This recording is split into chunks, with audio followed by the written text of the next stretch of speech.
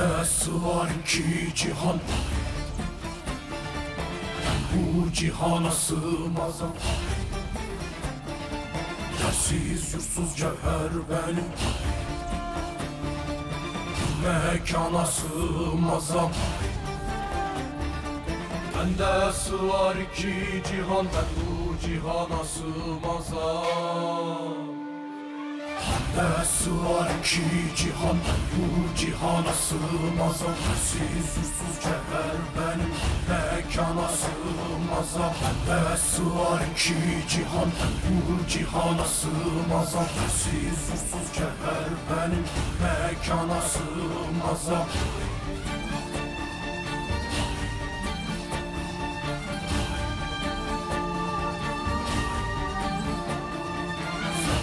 Benim güneş benim,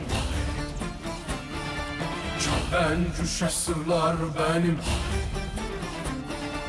Her şey açık ve meydanda, ben bu cihana sığmazam. Bende sığar iki cihan, ben bu cihana sığmazam. Bende sığar iki cihan, bu cihana sığmazam. Yersiz yursuz cevher benim, mekana sığmazam. Bende sığar iki cihan, bu cihana sığmazam. Yersiz yursuz cevher benim, mekana sığmazam.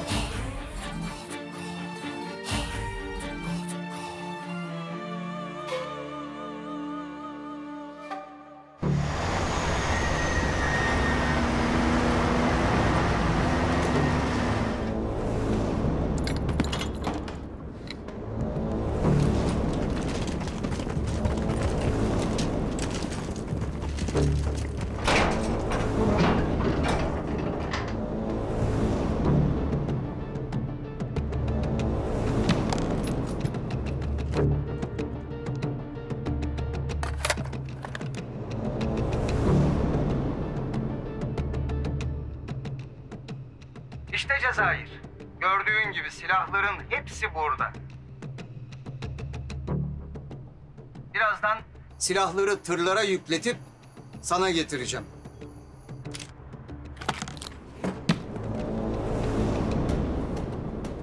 Artık hiçbirimizin hain olmadığını anlamışsındır herhalde. Tamam, hepimizin de isteği buydu zaten. Söyle adamlarına bir an önce yükleyip göndersinler.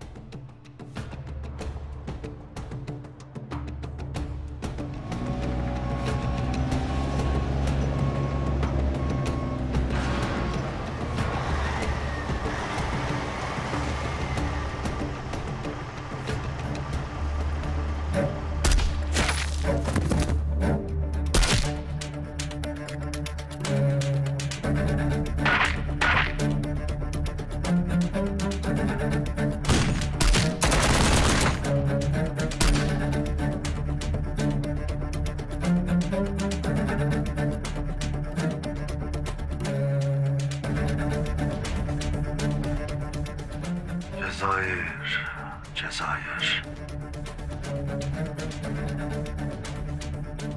Adamlarını buraya yollayarak çok büyük hata yaptın. Sana bir şans vermiştik. Yolumuzdan çekilecektin. Ha? Şimdi senin için geliyorum Cezayir. Senin için.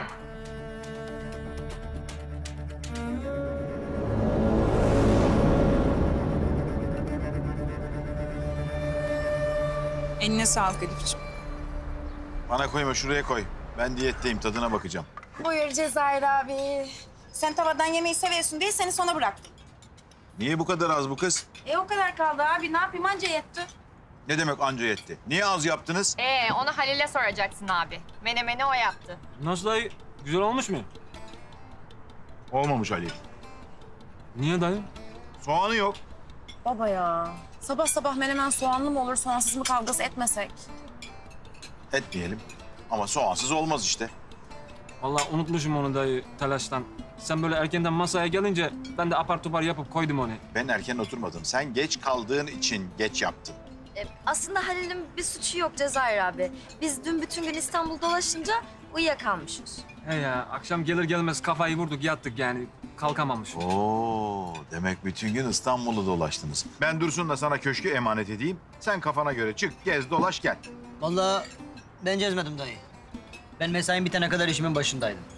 Ben izin verdim. Çıkıp gezip dolaşsınlar dedim. Sebep? Yani farkında değil misin Cezayir? Çocuklar balayında.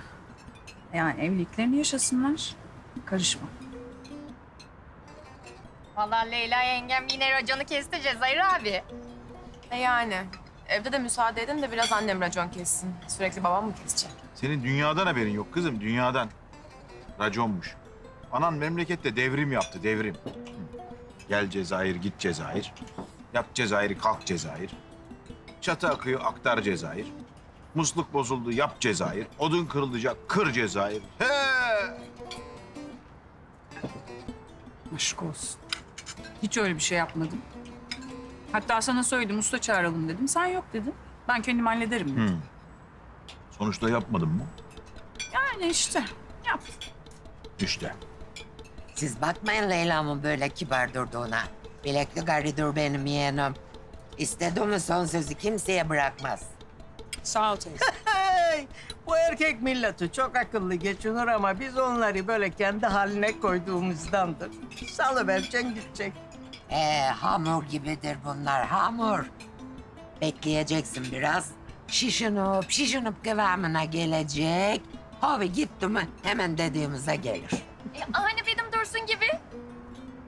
Razi arkamdan konuşuyormuş gibi yapma. Ha, ben buradayım yüzüme de. Yani senin arkandan da söylesek, onundan da söylesek fark etmeye Dursun. Nasıl olsa anlamayız. Benim Halil'im de eser, gürler ama sonunda dediğimi yapar. Değil mi Halil'im? Yapmazsan vurursun diye Havva. Evet. Tamam da tamam, şiştim. Siz kadınlarla baş edilmez zaten. Kabul ediyorsun yani. Bizim bu güzel evimizde erkek egemenliğinin sona erdiğini. Ya ev de sizin olsun, bark da sizin olsun. Ne istiyorsanız yapın. Yoksa siz yakında benim işlerime de karışırsınız. Halil, Buyur dayı. benden sana bir hafta balayı tatili. Ye, iç, gez, dolaş, eğlen. Havva ile tadını çıkarın. Mermiler seksin, bu alemde teksin dayı. El öpülecek adamsın vallahi. Demek. Kalkıp öpsene. Ver öpeyim dayı. Öpme lan, öpme. Otur, otur. Ver öpeyim Lan dayı. otur, lan otur. Otur, sonra öpersin, otur. Ben gidiyorum, bir şey isteyen var mı? Ya Canının sağlığı. eğer yine kalkmadan önce bir kahve içeyim deseydin bu sefer kahveni ben yapacağım. İyi, o zaman alacağım olsun. Hadi afiyet olsun. Oturun lan, oturun. Güle güle yeğenim.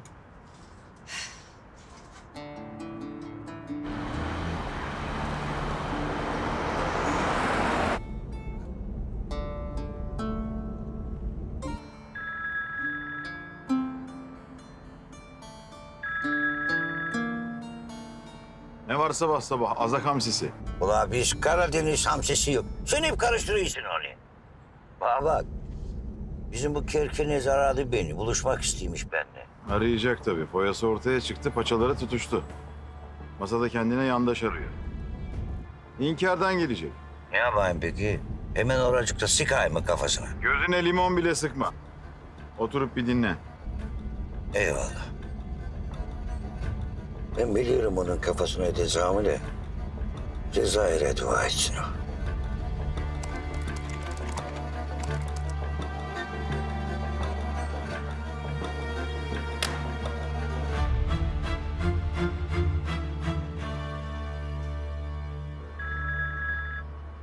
Başkan, şimdi ben de seni arıyordum. Cezayir. Gemini buldum. Müttefikler Laskiye limanına götürmüşler. Ah, bu ara aldığım en iyi haber bu işte. Nasıl buldun? Teşkilattan ne kadar uzaklaşsak da bağlantılarımız yine baki. Gerisi sende. Merak etme, harekete geçtim bile. Buluşup yüz yüze konuşalım. Tamamdır.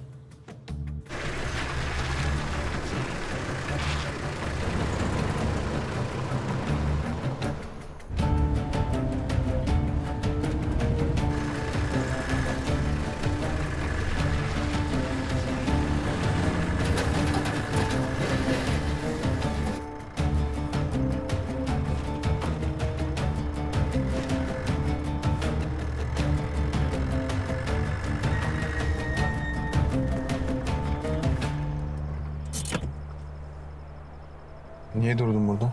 Birader 5 saattir araba kullanıyorum. Yoruldum, şiştim. Acık da sen kullan ya.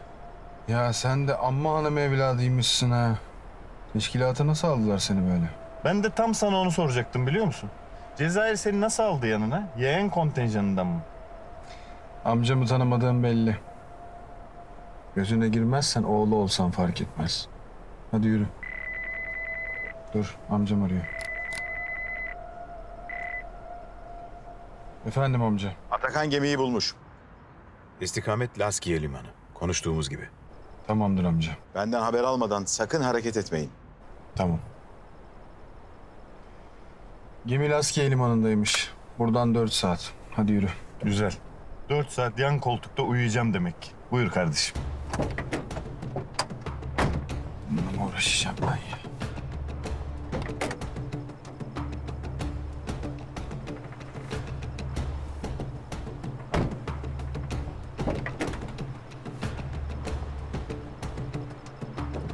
Ehliyet var mı sende? Cezai ehliyetim yok.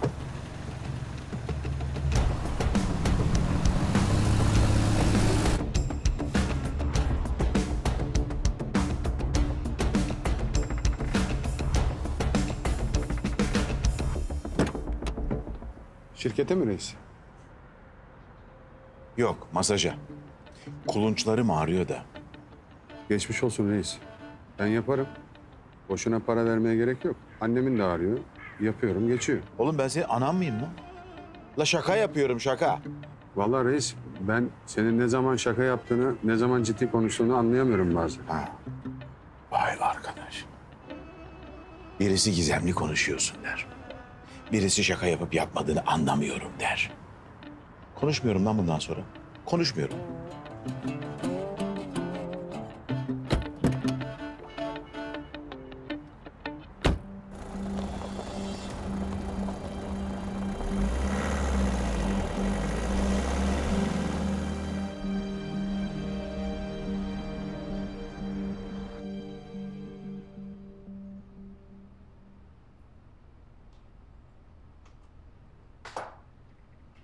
Oğlum gene mi marketten peynir aldınız?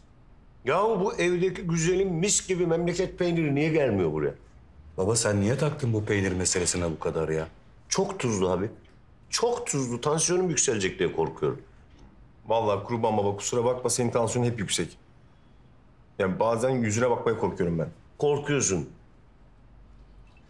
Reis Ateş'le 15'liyi silahları almaları için gönderdi 2 kişi. Nasıl yapacaklar inşallah? Allah korusun ya. Habib, Cezayir tanımıyormuş gibi konuşma lütfen ya. Bu adam cetvelle ölçen adam. Vardır bir bildiği, bir hesabı vardır. Öyle de keşke biz de bilsek. Canberk. Ha. Dün internette bir tane video izledim. Hani polislerin silinmiş kan lekelerini ortaya çıkarmak için sıktıkları bir sıvı var ya. Evet. Mavi mavi parlıyor kan lekesi varsa. Biliyor musun ne olduğunu? Biliyorum tabii, luminol. Allah Allah. Peki niye parlıyor onu biliyor musun? İnsan kanında demir var ya, onunla tepkimeye giriyor işte. Bütün hevesimi kaçırıyorsun ya. Lan bir şey de bilme ya. Bana bak, sen var ya hevesini almak istiyorsan bunları bizim Demir'e soracaksın.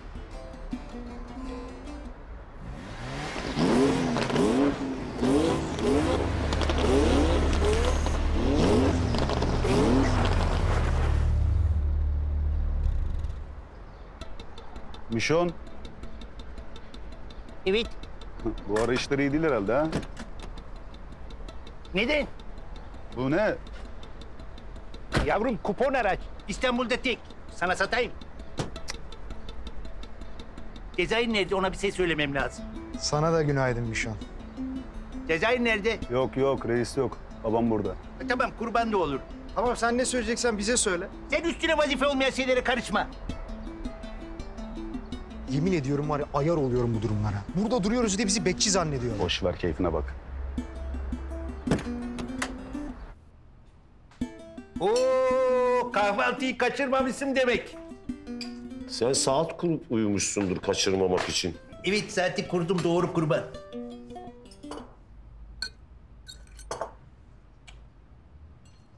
Sizin peynire bayılıyorum. Bunu nereden alıyorsunuz? Memleketten mi geliyor? Yalnız biraz tuzlu. Su var mı Habib? Bu peynir mi güzel? Evet. İnsan yemeğe doyamıyor. Kahvaltı bedava olunca peynir de şahane oluyor tabii.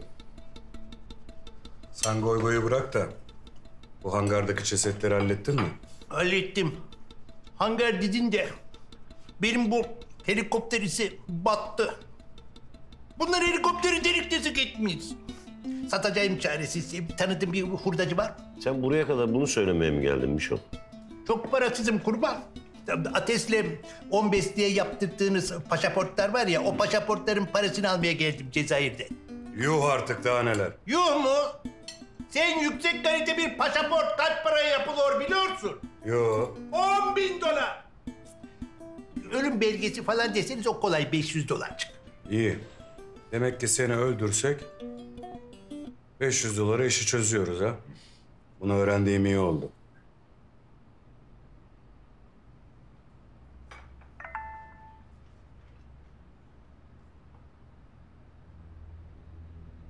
Kimseye bir şey söylemeden köşke git. Ömer Asaf, hayırdır oğlum, kötü bir şey yok inşallah. Yok kurban baba. Ya arabayı servise verdim de oradan mesaj yapmışlar gelin alın diye. Afiyet olsun. Hadi sağ ol oğlum. Mersi. Ne olmuş?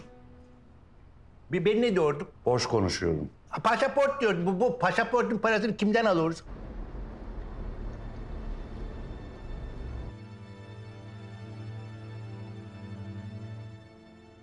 Ben bu Erman Barkan'ın ismini duymuştum. Bir ara teşkilatın takibindeydi. Ve Türkiye Cumhuriyetlerde falan işler yapardı. Hem Rus oligarklarla hem de Amerikalı iş adamlarıyla birlikte çalışıyordu. Ama yani Komer ismi bende yok.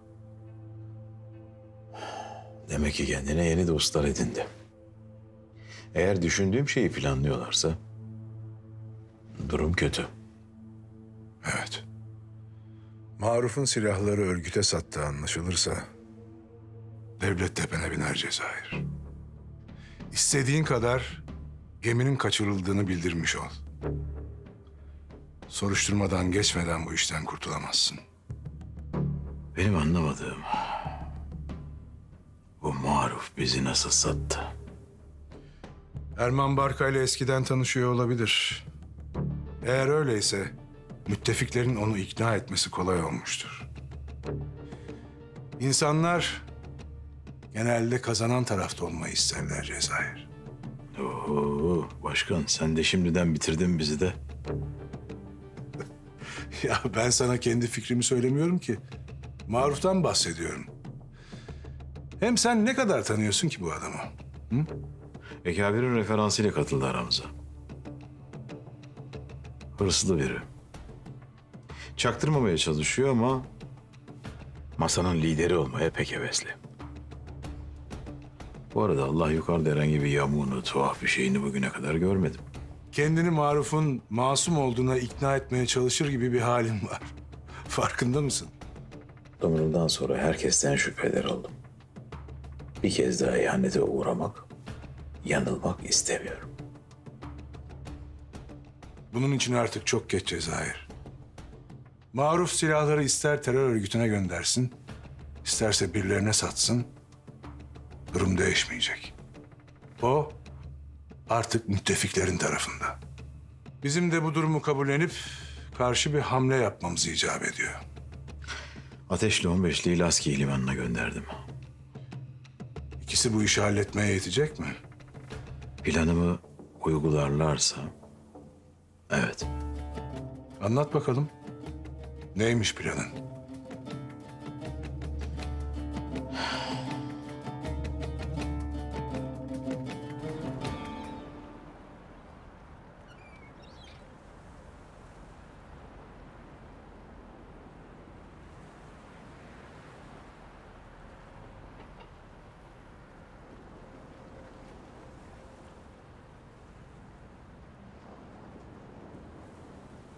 Ulan niye kedirdin beni buraya? Adam gibi bir yer bulamadın mı? Bayram.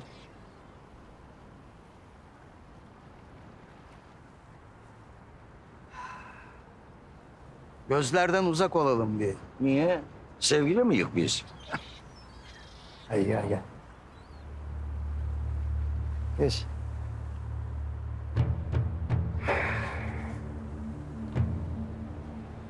Bana bak. Ha. Hayırdır inşallah derken ciddiydim ben. Dökül bakayım ne derdin var senin? Cezayir'in gemisini buldum. Sen mi buldun? Ha. Nereye buldun onu? Laskiye limanında. Eskiden çalıştığım Suriyeli bir nakliyatçı vardı. O haber verdi. Nakliyatçına haber verdi öyle mi?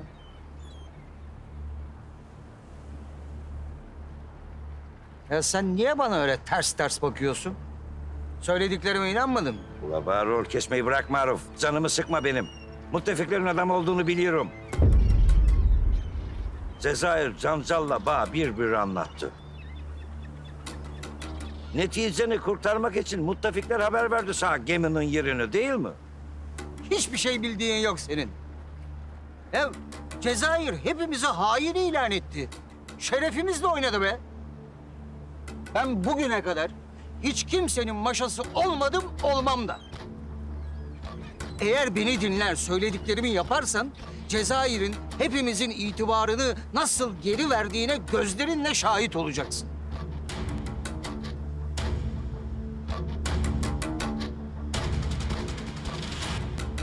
Öyle mi diyorsun?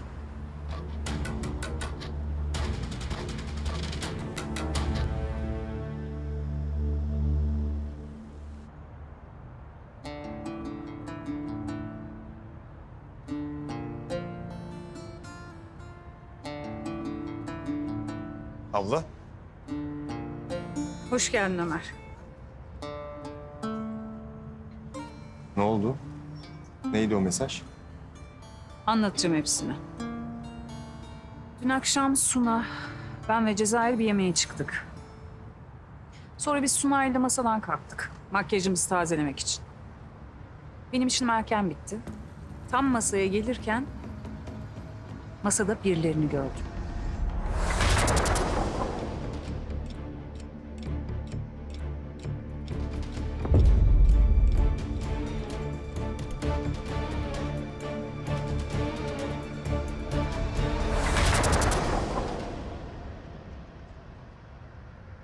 Ne konuştuklarını duyamadım ama çok dostane olduklarını söyleyemem.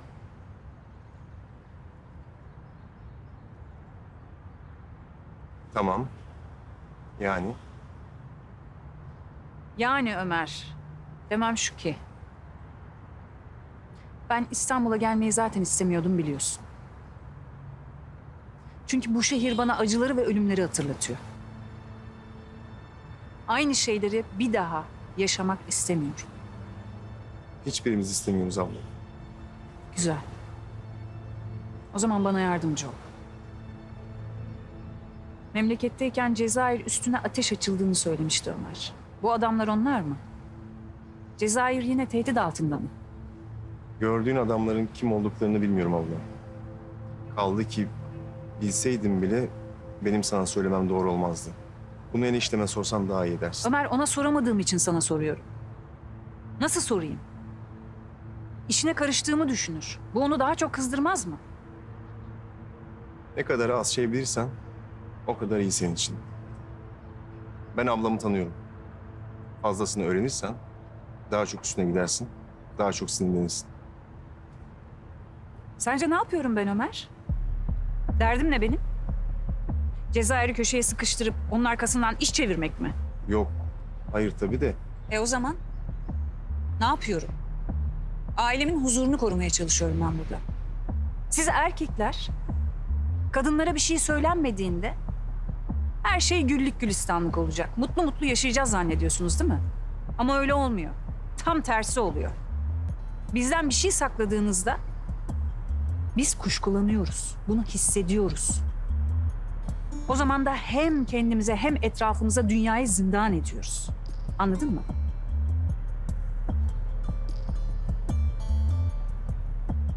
Ne olup bittiğini öğrenirsem en azından hazırlıklı olurum.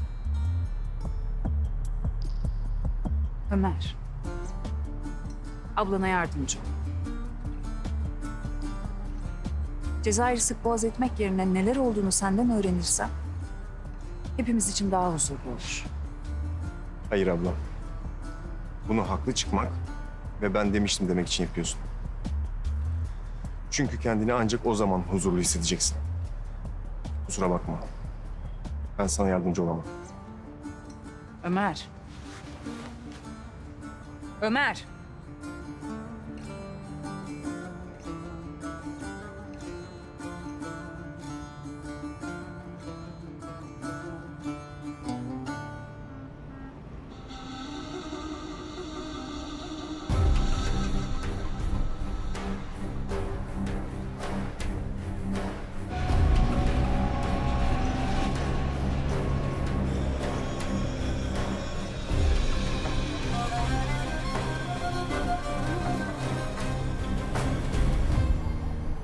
Burada ne kadar çok konteyner var. Hangisi bizimkiler?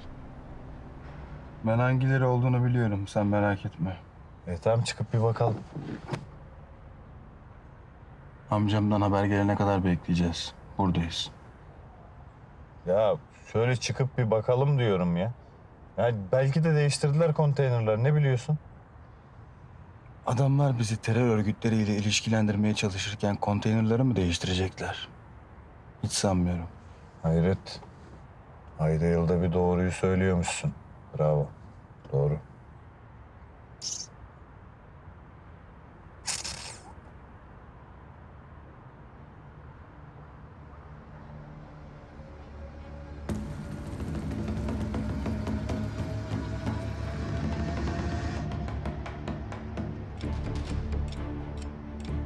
Bu akşam dananın kuyruğu kopacak ha. Ne dersin Süslü? Vallahi neresinin kopacağını bilmem de bize dananın başı lazım Malkara.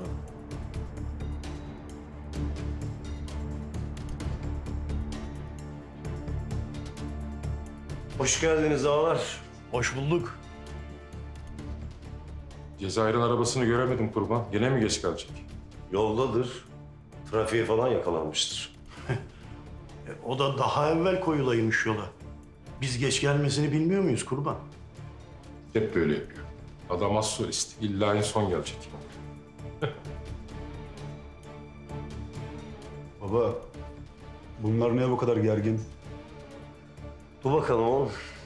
Cezayir gelsin öğreniriz. Baba, kebap falan mı söylesek yine? Gazlarını alırdık. Selamünaleyküm. Aleykümselam Cancala. Selamünaleyküm. Hoş geldin.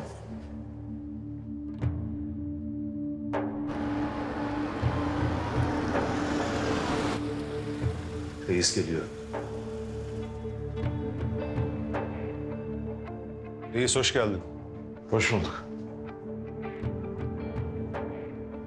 Sandıkçıoğlu geldi mi kurban? Geldi Cezayir. Ama nedense Maruf ortalıklarda yok.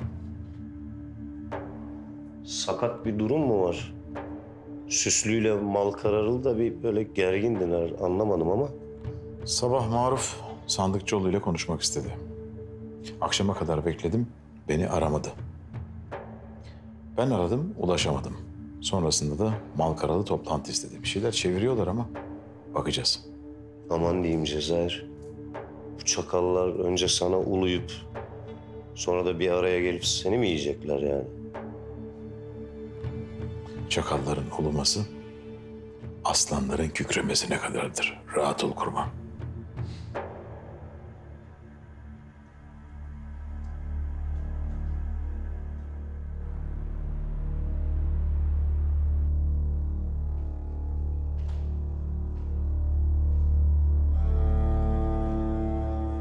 Misafirleriniz geldi efendim. İçeri al. Buyurun.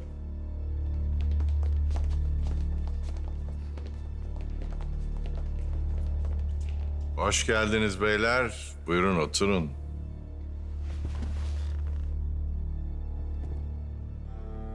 Akşam vakti bizi niçin topladın Erman? Cezayir Türkiye karşı kazandığımız ilk gerçek zaferi kutlamak için tabii. Neyin zaferiymiş bu? Dayılar masasından Maruf Benzemez'i bizimle çalışması için ikna ettim. Bu sabah Suriye'ye özel uçağımla uçtu. Cezayir'den aldığımız silahları terör örgütüne ulaştırmak için bu akşam yola çıkartacak.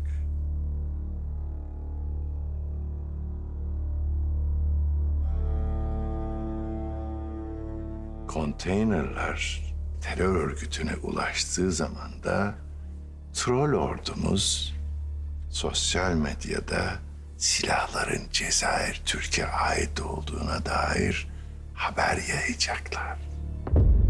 Hem de örgüt bölgesinden görüntülerle. Evet. İlk kaos hamlesini sizler için ben yaptım beyler.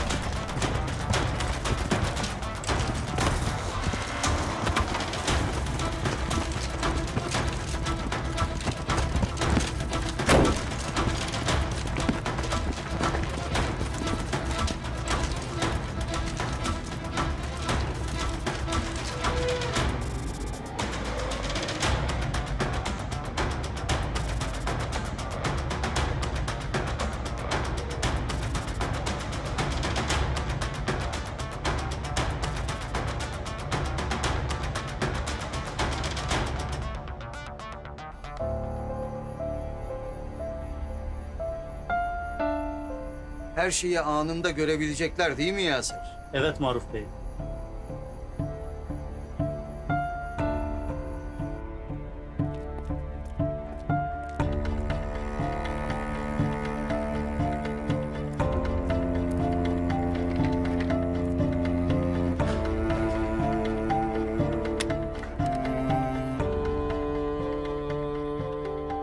Görüyorum ki toplantıya hazırlıklı gelmişsiniz. Konunun ne olduğunu bana anlatsaydınız ben de hazırlanıp gelirdim beyler. Maruf'un bize izletmek istediği bir şey var. Onun için kedirdi makineyi süslü. Kendisi korkup gelemedi de uzaktan mı esip gürleyecek ya? Yok, öyle değil. Ne öylesi? Sakin sakin. Birazdan anlayacaksınız. Cezayir, birkaç gün evvel bu masada hepimizi zan altında bırakacak sözler sarf ettin. Daha açık konuşayım. İçimizden birinin müttefiklerle işbirliği yaptığını söyledin. Evet söyledim. Ama aynı zamanda yaftalayıp günahını almamak adına içimizden bir hain çıkmazsa buna en çok benim sevineceğimi de söyledim. İşte bu yüzden bize ettiğin bu lafların hepsini yutmanın zamanı geldi Cezayir. Maruf sana birazdan nasıl büyük bir yanlışlığın içerisinde olduğunu anlatacak. Buyurun. Anlat bakalım Maruf. Anlat da Cezayir Türk nasıl büyük bir hatanın içindeymiş anlasın. Müttefiklerin başındaki adam Erman Barka benimle konuşup sana ihanet etmem, silahları terör örgütüne teslim etmem karşılığında beni uluslararası bir masada oturtmayı teklif etti.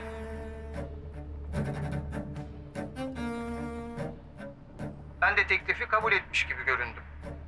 Bana silahların Laskiye limanında olduğunu söyledi. Ben de Suriyeli bir grup paralı askerle anlaşarak silahları güvenli bir biçimde alıp sana getirmeye karar verdim. İşte şimdi bütün operasyonu hepiniz canlı canlı izleyeceksiniz.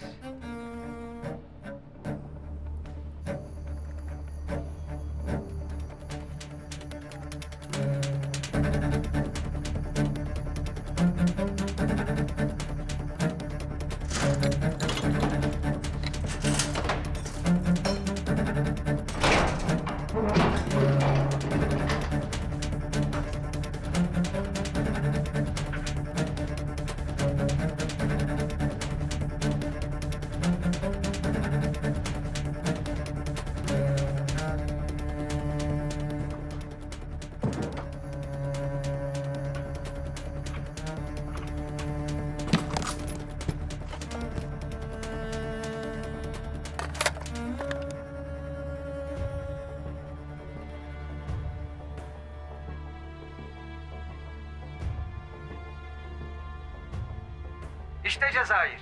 Gördüğün gibi silahların hepsi burada. Birazdan silahları tırlara yükletip sana getireceğim.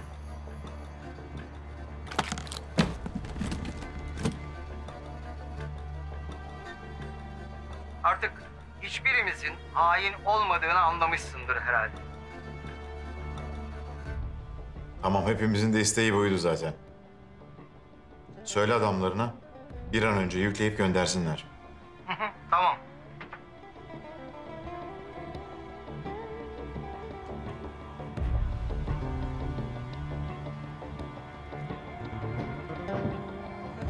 Yüklüyoruz. Başlayın. Heyya. Bum. Bir tamiri. Bir süratin. Müttefiklerin adamları harekete geçti. Neyi bekliyoruz? Amcamdan onay gelmeden olmaz, bekle.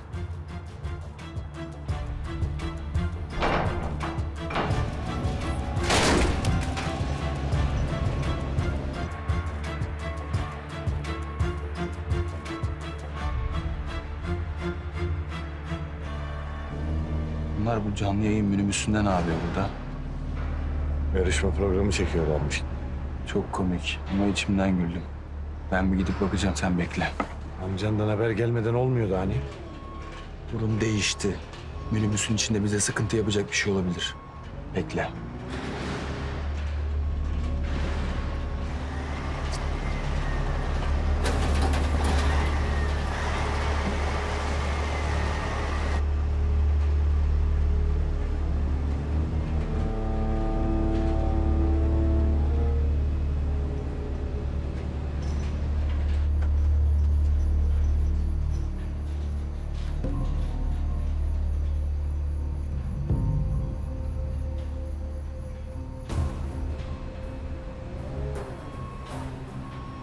Hain şerefsiz.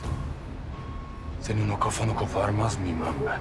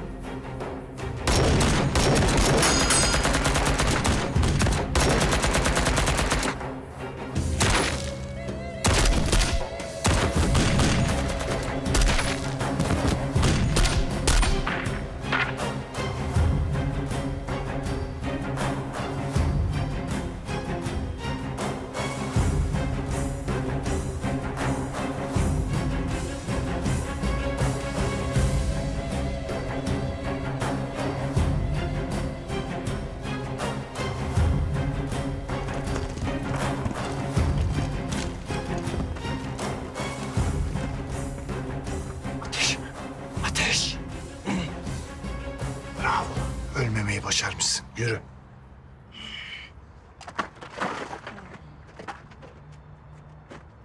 Gel buraya ulan.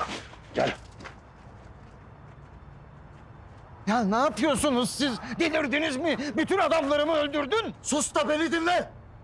Erman Bey, silahların nakliyesini halledeyim diye beni buraya gönderdi. Tuttuğum bu adamlar var ya, hepsi Cezayir'in adamı. Ne diyorsun sen ya? Cezayir, seni izlemesi için yeğeni Ateş'i buraya göndermiş. Şu karşıdaki beyaz minibüs var ya, üstünde kamera olan. Cezayir şu anda bir yerde oturmuş.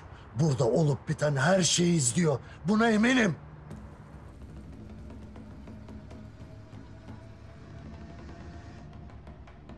Senin bu tuttuğun adamlar var ya, silahlar yüklendikten sonra senin kafana sıkacaklardı. Ateş de silahları alıp gidecekti. Şimdi beni iyi dinle. Havaalanında Erman Bey'in uçağı seni bekliyor. Hemen oraya gideceksin. Hemen. Gel buraya al. Haydi. Haydi. Arif'in bütün adamları öldü. Silahlar müttefiklere kaldı Cezayir. Görüyorum ha, görüyorum.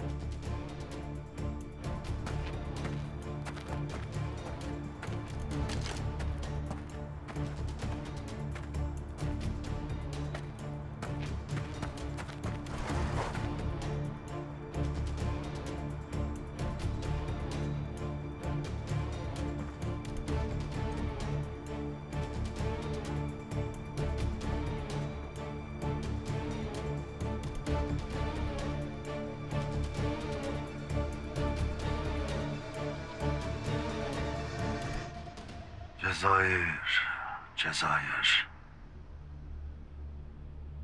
Adamlarını buraya yollayarak çok büyük hata yaptın. Sana bir şans vermiştik. Yolumuzdan çekilecektin. Ha. Şimdi senin için geliyorum Cezayir. Senin için.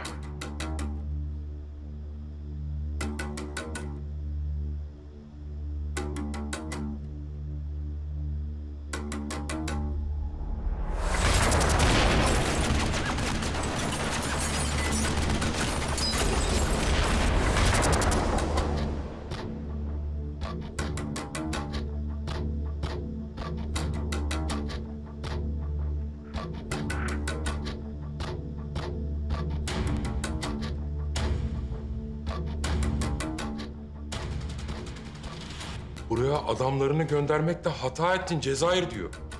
Silahları senin kaçırdığını düşünüyor Cezayir. Beyler görmediniz mi?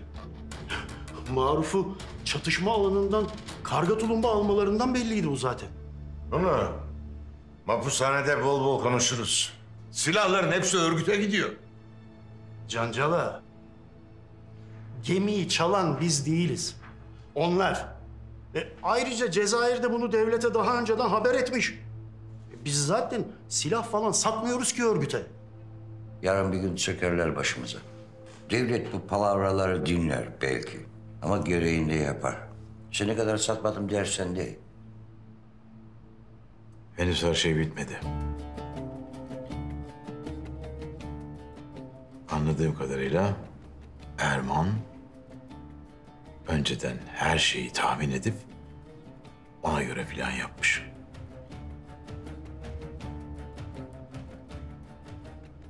Onun planı varsa benim de var.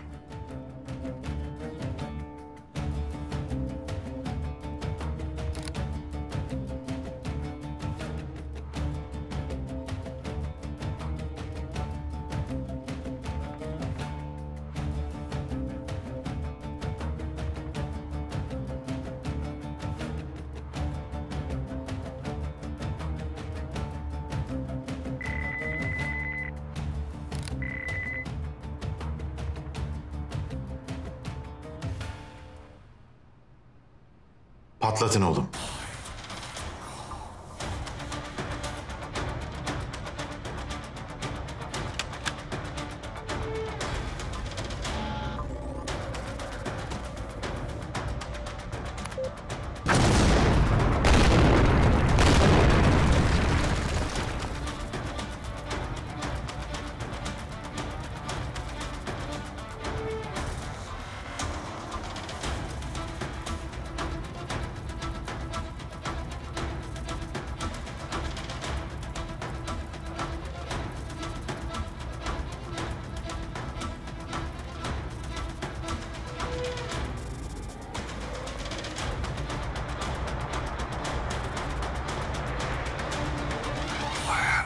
Demek silahların Laskiye limanında olduğunu Maruf'tan önce öğrendin. Daha önce patlatsaydın ya. Açıkçası Maruf'un bize ihanet ettiğine inanmak istemedim. Sonuna kadar bekleyip emin olmak istedim. İyi de bunu nasıl yaptın da patlattın Cezayir? Evet. O konteynerlarda sadece silah yüklü zannediyordum ben.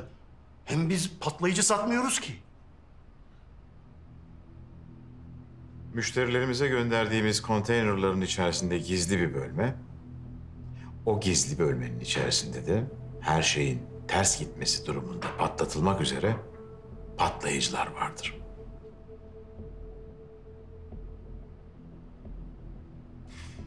Silahların Laskiye'de olduğunu öğrendiğimde ateşleri oraya gönderdim. Onlar da gereğini yaptılar. Evet, bu sayede de Maruf hepimizin gözünde temize çıktı. Silahlar da örgüte gitmemiş oldu. Patlatmasaydın olmaz mıydı Cezayir? 100 milyon dolarımız havaya uçtu. La hav planları bize de diyeydin de oraya kalabalık bir ekip göndereydik bari. Belki silahları geri alırdık. Silahları geri alırdık. O zaman bencillik etmeyip kendi aranızda yaptığınız planları bana anlatsaydınız ben de ona göre bir şey düşünürdüm. Özellikle sen Sandıkçıoğlu. Maruf'un seni arayıp konuşmak istediğini söyledin. Ondan sonra da akşama kadar sesin soluğun çıkmadı.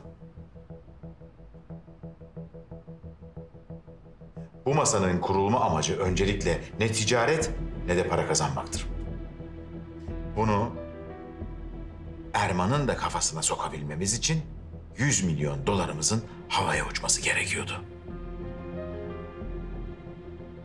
Damarımıza basarlarsa nelerden vazgeçeceğimizi öğrenmeleri lazım. Bundan sonra savaş daha da kızışacak. Beyler, olanlardan ders çıkartıp kişisel menfaatlerimizden vazgeçerek birlik olarak çalışmak zorundayız.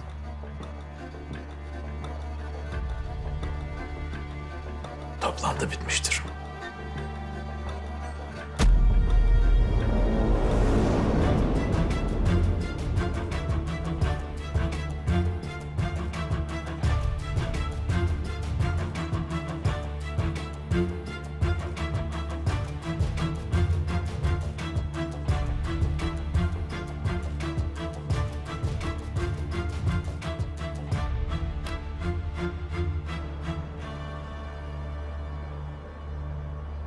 Madem artık Cezayir'le devlet uğraşacak, biz de boş durmayalım derim.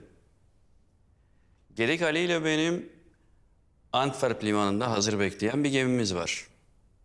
Zeydan'ın uyuşturucusunu Meksika'dan alıp hemen buraya getirtebiliriz.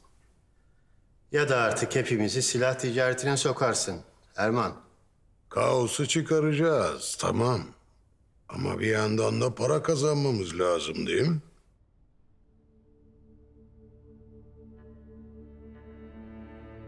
Kazanacaksınız beyler, kazanacaksınız. Ama kazandığınız paranın legalleşmesi için de sisteme sokmanız gerektiğini biliyorsunuz değil mi? Artık siz de müttefiklere katıldığınıza göre bu işi sizin için Ferman Massari üstlenecek değil mi?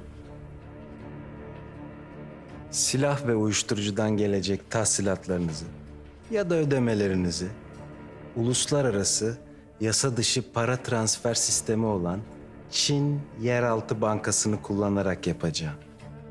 Bu sayede paranızı istediğiniz yere kolaylıkla gönderebileceksiniz.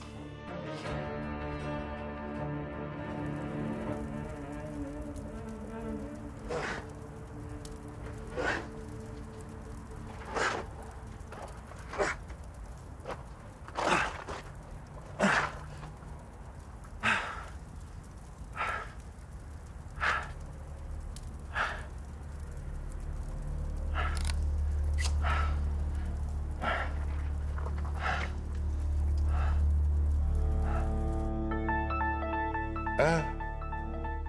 Musa arıyor güzel haberler vermek için.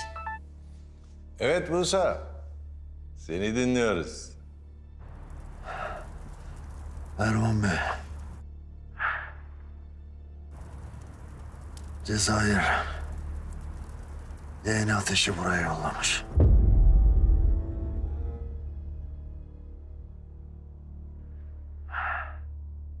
Maruf'u öldürüp silahları alacaklardı. Engel oldum. Fakat ne? Cezayir konteynerleri patlattı.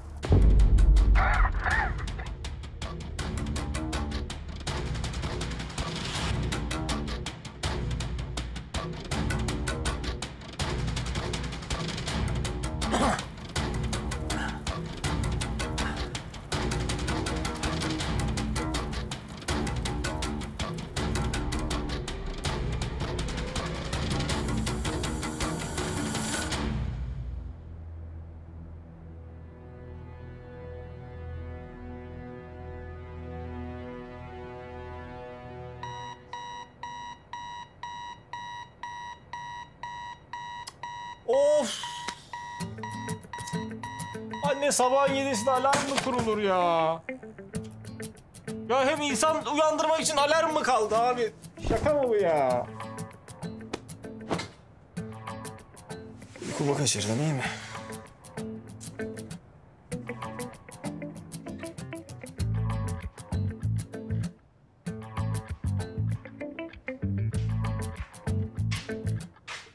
Ha, buyur bakalım.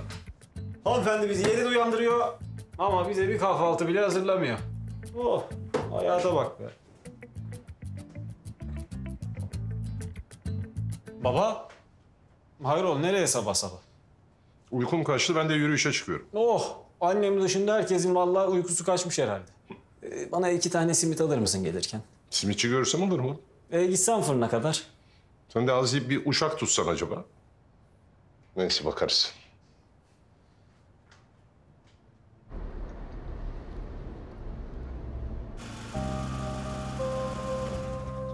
Evet, apar topar beni evden çıkarttığına göre önemli bir şey olmalı. Önemli efendim. Yaklaşık 1 saat önce Cezayir'in özel uçağıyla Suriye'den döndüm. Senin Suriye'de ne işin vardı ki? Söylediğiniz gibi Maruf ayağımıza geldi. Ve hain değilmiş.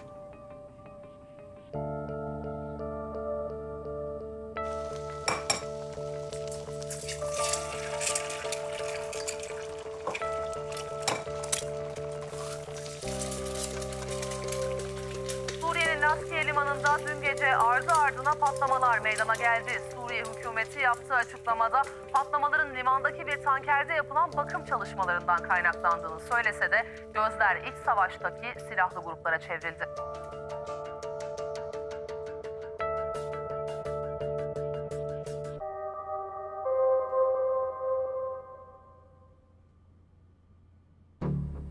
Müttefiklerin Cezayir'in silahlarını terör örgütlerine göndermesi artık mümkün değil. Ancak Cezayir... Pardon. Atakan arıyor. Ona Suriye'ye gittiğimi söylememiştim. Cezayir söylemiştir. O da durumunu öğrenmek için arıyor.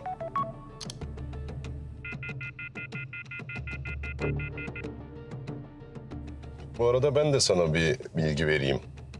Müttefiklerin başındaki adamın kim olduğunu öğrendim. Kimmiş? Bildiğiniz biri mi? Hayır.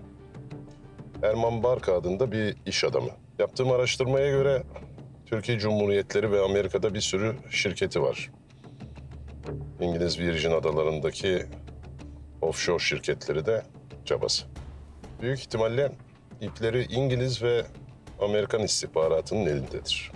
Peki daha önce silah işi yapmış mı? Öyle bir şeye rastlamadım ama yakın zamanda o işe girecek gibi duruyor. Tabii 600 milyar dolarlık bir pasta iştahını kapatmıştır. Bu arada Cezayir'in Suriye'ye beni de göndermesi aslında işimize yaradı. Yani yavaş yavaş güvenini kazanmaya başladım. Senin sahada iyi işler yapan bir eleman olman yeterli değil Cengiz.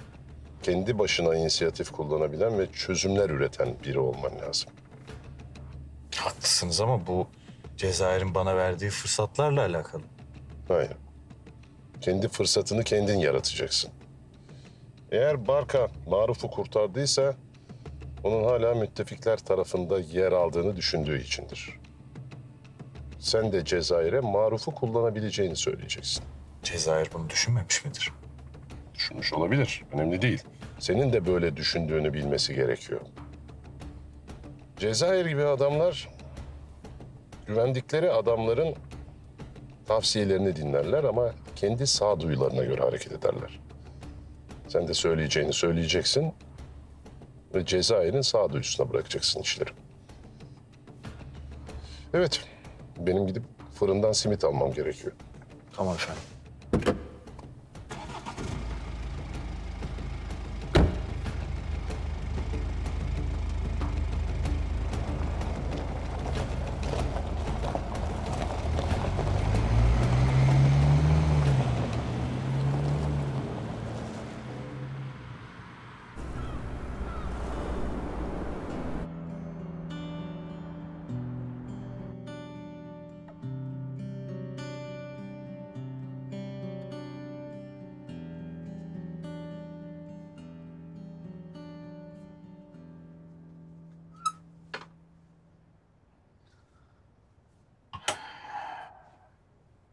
Cemila.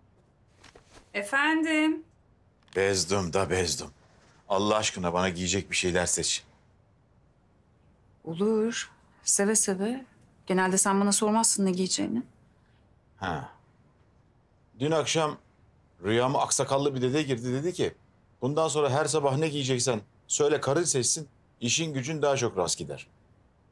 Bakıyorum keyfin yerinde. Yerinde vallahi. Ne yalan söyleyeyim, yerinde. Çünkü bana artık işlerle ilgili soru sormuyorsun, laf sokmuyorsun. Hatta akşam eve geldiğimde çaktırmadan bugün günün nasıl geçti, ne yaptın gibi laflarla ağzımdan laf almaya çalışmıyorsun. Ben dökülmüyorum. Ve sonra da kavga da etmiyoruz işte. Yani seni sık boğaz etmeyeyim diye yapmıyorum. İstiyorsan yapayım. Sürekli mesaj atarım. Neredesin derim. Ne yapıyorsun? Kimlesin? De be. Ne diyorsan de. Yaz. İstediğin gibi yaz. Mesela seni seviyorum kocam. Seni özledim kocacığım. Hatta akşam ne istiyorsun onu pişireyim gibi şeyler yaz mesela. Hı? Ama kurban olayım. Şu bizim Suna gibi. Hı. Bir gün emoji diliyle konuşmaya başlarsan eline telefonu sakın alma. Ulan bu nedir arkadaş? Boynuzlu atlar, çiçekler, böcekler, maymunlar, şekiller, şemaller. Cezayir, galiba bizim de bu emoji dilini öğrenmemiz gerekiyor. Bütün gençlik öyle konuşuyor, Suna dahil. Hayır efendim, hiç de öğrenmemiz gerekmiyor. Anlamamız da gerekmiyor. İnsanlar birbirlerine ne istiyorlarsa doğru dürüst yazsınlar ya. Doğru. Hayır, bu emoji dediğin şeyi zaten insanlar binlerce yıl önce keşfetmişti. Hieroglif diye bir şey vardı. Taşlara kazıyorlardı kızım. Doğru. Bu arada Suna'nın sınavı var bugün. AA alması gerekiyormuş. İstersen başarılar dile. Bir emoji denemesi yap. Aa. Hı. Yani 90 ile 100 arası. Aa. Hı. Vay arkadaş.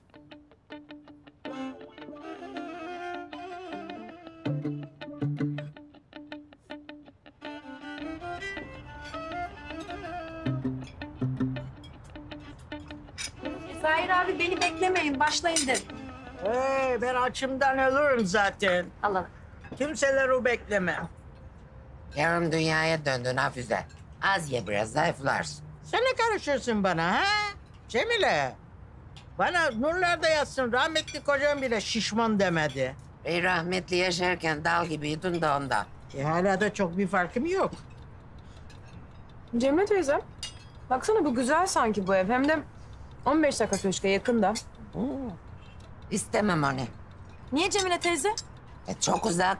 Ben kızıma yakın ev istiyorum. Yani 15 dakika İstanbul'un göbeğinde hiçbir şey demek. Daha yakınını bulamayız, mümkün değil. Bak. Suna kızım, 15 dakika dediğin azdır. Ha? Sen bulamadın mı şöyle 3 saat falan mesafede? 3 saat mi? He. Ne diyorsun sen Hafize? Benden uzak, Allah'a yakın ol derim. Cemile. La havle. Ha, bak anacığım. Ne güzel 2+1 işte tam sana göre. Oy, 2+1 de neymiş? Ha, inek mi besleyecek bu karı orada? Koca ev. Bir oda bir salon bunun neyine yetmez. Kız sen ne karışıyorsun Hafize? Sen benim kiloma yediğime karışırsın ama. Belki ben ferah ferah oturmak istiyorum. Belki gelenim gidenim çok olacak. He doğru valla. Havayla Halil geldiğinde nerede kalacaklar? Yatıya gitmeye veririz, olur biter. Ne demek? Sen beni anamla görüştürmek istemeyen misin Halil? İlla yatıda mı görüşeceksin? Beraber yatın bari tam olsun. Halil geri bas. Ne? Bak geri bas diyorum. Anayla kızın arasına girilir mi oğlum? Çık oradan. Aferin la Dursun. Ne güzel söyledin onu. Bozuk Dursun abim bile günde bir kez doğruyu gösteriyor Raziye abla. Zelif, baba gele. Senin dilin çok uzadı ha. Kocama bir tek ben laf ederim. Sen de çık aradan almayayım ayağımın altına. Bana gerek kalmadı, cevabını aldın. Tamam karışmıyorum ben sana. Nereye dur bu ev? Çok da güzel biliyor musun Arnavutköy'de. Aman hele şimdi hiç istemem. Niye? Onların inadı bir tuttu mu? Daha hayat boyu laf dinletemezsin. Kimlerin ana? Arnavutların demediniz mi Arnavutköy diye? Öyle değil. Yani Arnavutköy. Semtin adı Arnavutköy. Öyle Arnavut falan yok. Ha. Hı. İyi sabahlar. Günaydın. Oturun oğlum, oturun lan. Öldüm acımdan, bir lokma bir şey verin, gideceğim ben. Ver kızım. Buyur abi. Rejimdeyim kızım, rejimdeyim. Yapmayın böyle şeyler. Cezayir oturup yesene bir şeyler. Gitmem lazım benim hemen. Sana ev buldular mı Cemile teyze? Arıyorlar işte, bulacaklar kısmetse. Bulduklarında bu koca karı beğenmez. Arnavutköy'ün neyini beğenmedin? Git otur. Teyze Arnavutköy güzeldir. Ya yeğenim, ben kızıma yakın ev istiyorum dedim daha. Yok mudur buralarda yakın ev? Bak bakayım oraya. Hayır gerçekten yani. Baktım ben zaten ev bakmaya en yakın yerlerden başladım. Daha yakın olsa söylerim yok. Kaldım yana bu karının başına.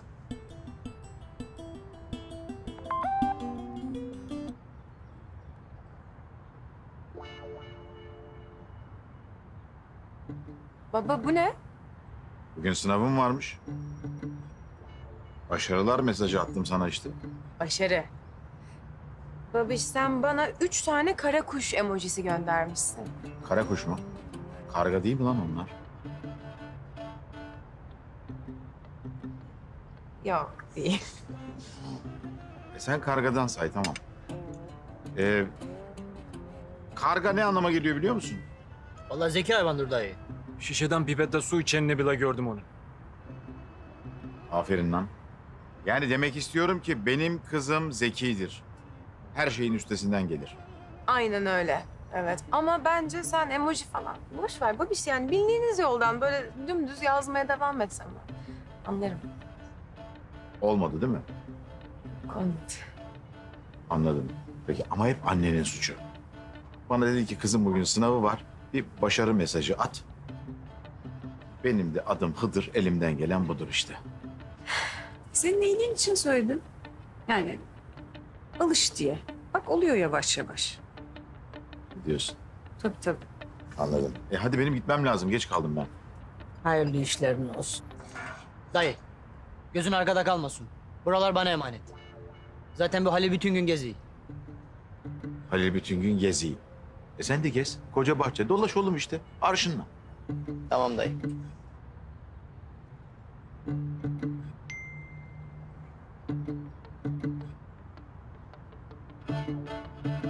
Bu ne kız? Beni de okula bırakır mısın? Suna. Ha şunu da al. Nedir bu? Okunmuş şekerdir. Şöyle zihnini açsın, aklını fikrini. Teşekkür ederim. Ana bize de yok mu ondan ya? Aklını açsın dedim da duymadın mı? Siz de akıllı gezer. Doğrusu ne hacet olur. Dayı ya.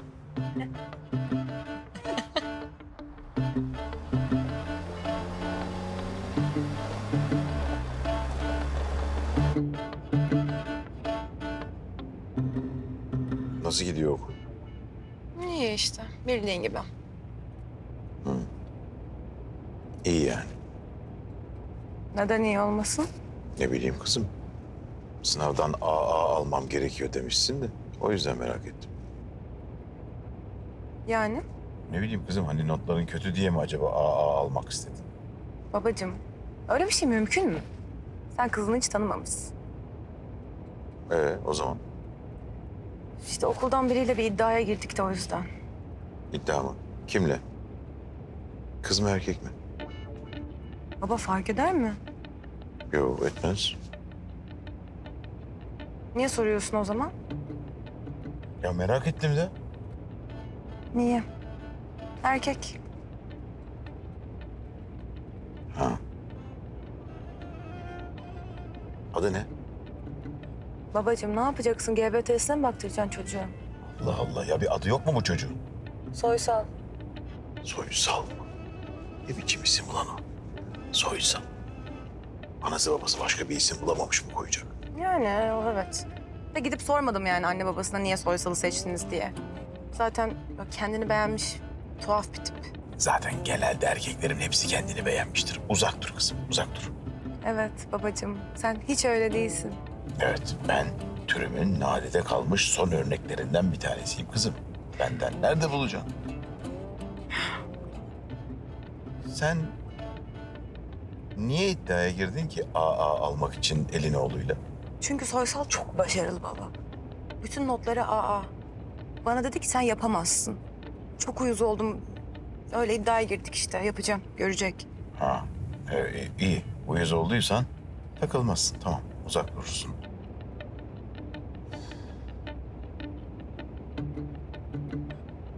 Demir, sen benzin almayacak mıydın oğlum? Almayacaktım reis. Alacaktın. Alacaktım diyorsan alacağım reis.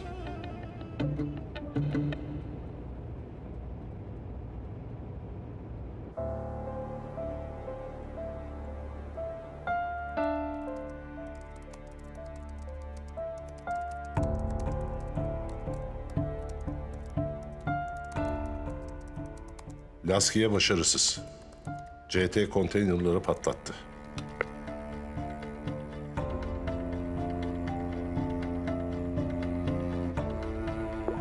Olması gereken oldu. Kainatta tesadüf edilmez. Erman Barka için ne yapacağız?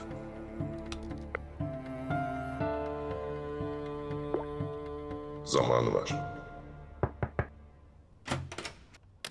Babacığım, senin arabayı alabilir miyim bugün? Seninkine ne oldu? Bilmiyorum ki, çalışmıyor benim araba. Anneninkine al. Annem çoktan çıktı. Otobüse bin o zaman. Ciddi misin sen? Evet. Taksiyle gitsem... Duymamış olayım. Bazen acayip çekilmez oluyorsun. Ben sana bir gün gösteririm çekilip çekilmemeyi. Çekilmez oluyormuşuz. Evet.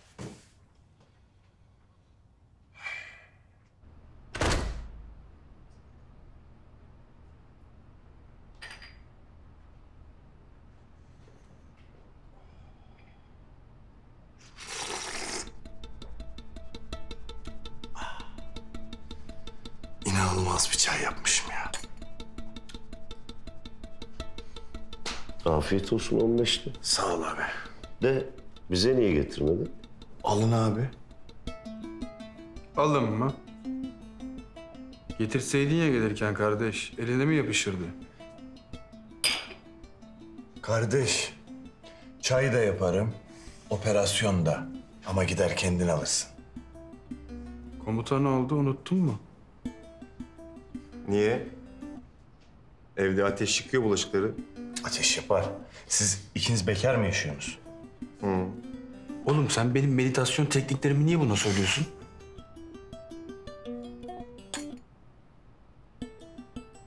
O değil de biz kahvaltı etmeyecek miyiz? Biz o işi hallettik Mişon. Geç kaldın. Ne? Ben saati sabah boşuna mı kurdum? Artık parana kıyacaksın. Paşa paşa gidip poğaçanı alacaksın Mişon. Para nerede Habib? Eğer Cezayir bana ateşle 15'liğe yaptırdığı pasaportun parasını verirse... ...ben burayı poğaçayla donatırım. Ya senin paran yok ha? Biz de buna inanacağız. Bunu mu bekliyorsun? Vallahi yok kurban. Ah, hayatım boyunca hep büyüklerimi dinledim. Hepsi yalan imiş. Ne demiş sizin büyükler? Neymiş efendim? Yahudi, zengin yasar imiş, yoksul ölür imiş. Ben yoksul yasıyorum, yoksul öleceğim.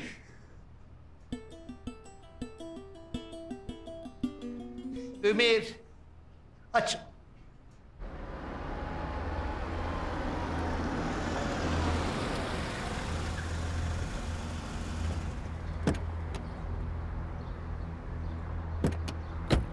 Hoş geldin reis.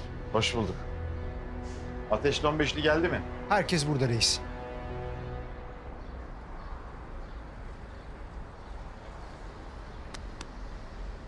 Demir, sana bir şey soracağım da. Sen kesin bilmiyorsundur ya. Hele bir sor, belki biliyorum. Yok yok bunu bilemez. Ya sorsana kardeş. Tamam. İddiasına girelim. Takım elbisesine. Yok, belki kaybederim. Korktu görüyor musun? Tamam, gel. Takım elbisesi. Emin misin? Eminim. Soruyorum. Sor. Hani polislerin silinmiş kan lekelerini ortaya çıkartmak için sıktıkları bir sıvı var. Parlıyor. O madde ne? He. Luminol diyorsun sen. Hani bu kanın içindeki demiri ortaya çıkartmak için. Sıvı. Mavi mavi. Neden sordun ki? Ulan benden başka herkes biliyormuş ya. Ne oldu? Gitti takım elbise. Gitti.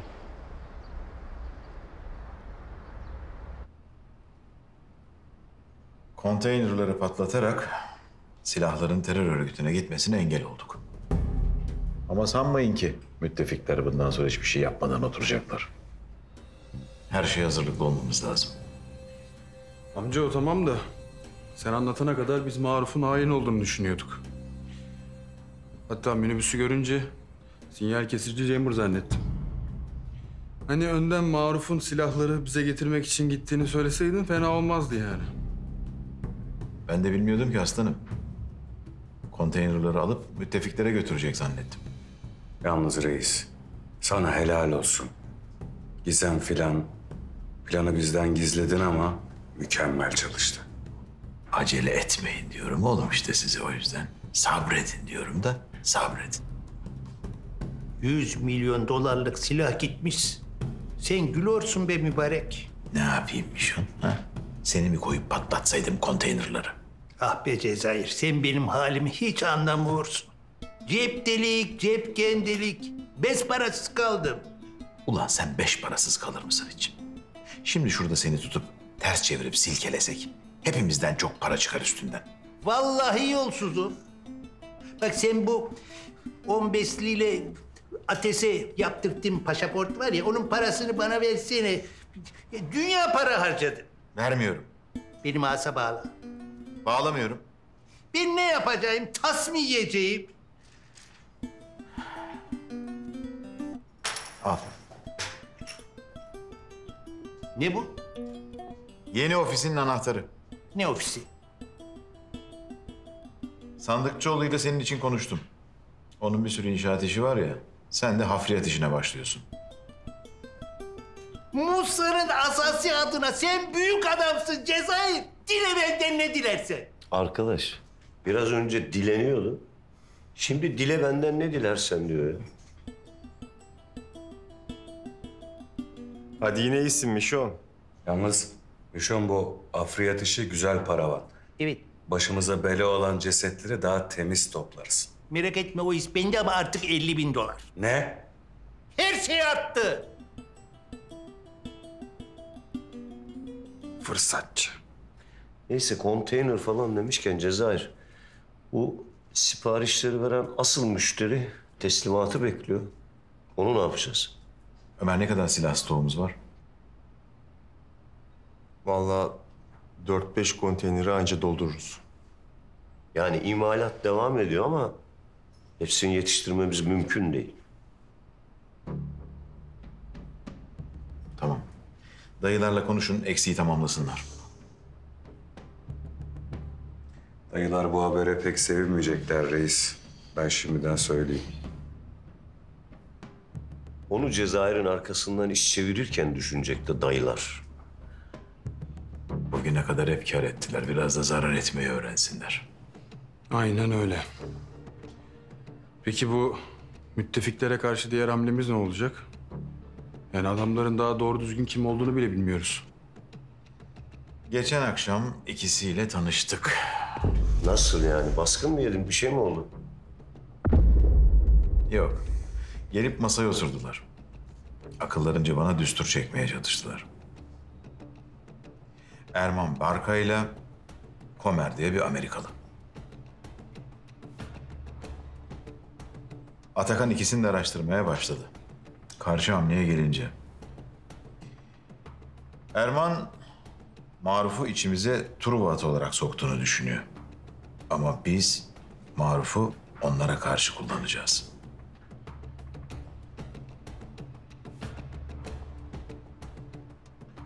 Madem öyle düşünüyorsun reis, bir fikrim var.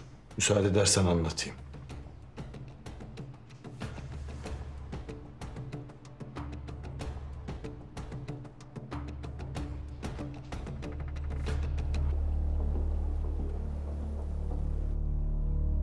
Silahları en baştan bize verecektin Erman.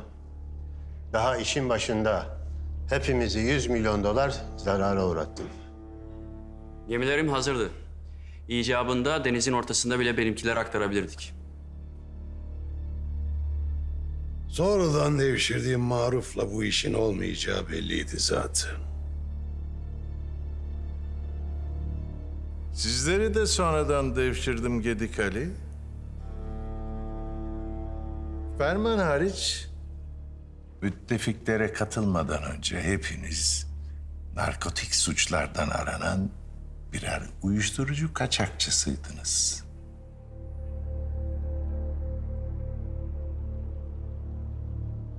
Başkalarını bulsaydın o zaman?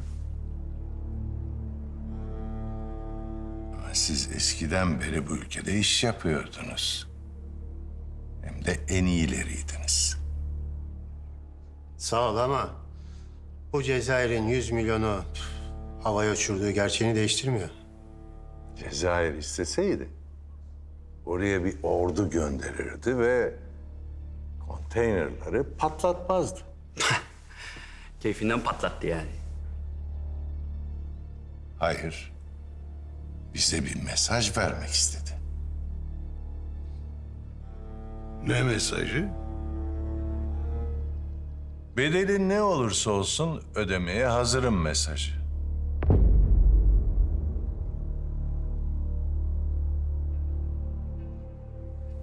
O zaman biz de ona bedelin ödeyemeyeceği kadar büyük olduğunu gösterelim.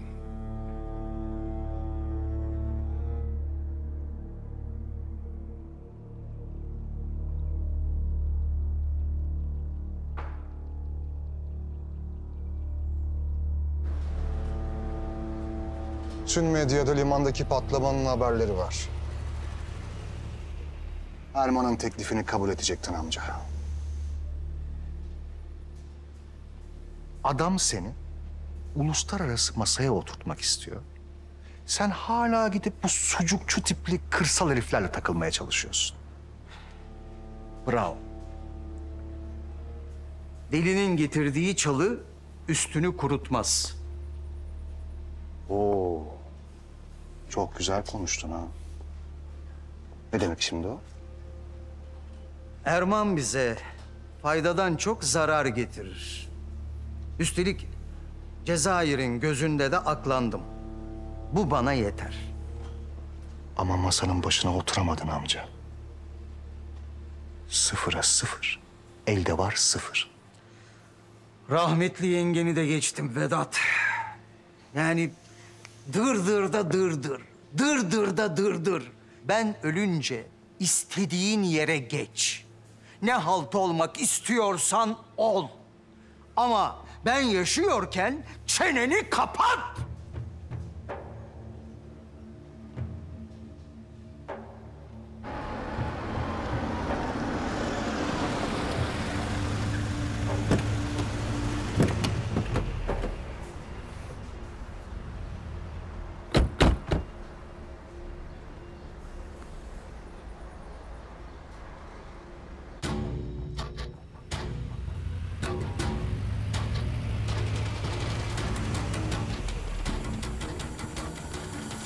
Selamun aleyküm.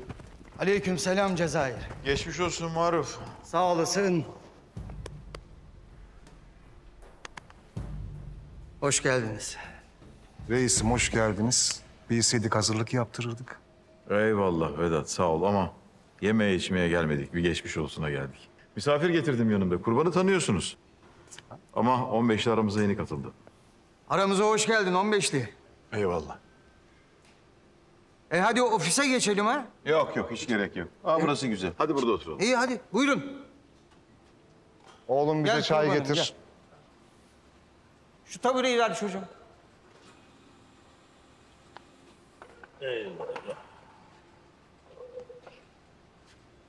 Her şeyden evvel kusurumuza bakma demeye geldim Maruf. Ama ben senin sonuna kadar müttefiklerle çalıştığına inanmak istemedim. O yüzden her şeyden emin olmak için beklemem gerekiyordu. Ortada bir kusur varsa benimdir Cezayir. Eğer ben Erman'la konuştuktan sonra kendi başıma göre hareket etmeyip sana gelseydim bu olanların hiçbiri olmayacaktı. Vardır her işte bir hayır. Esasında böyle yapman daha iyi oldu.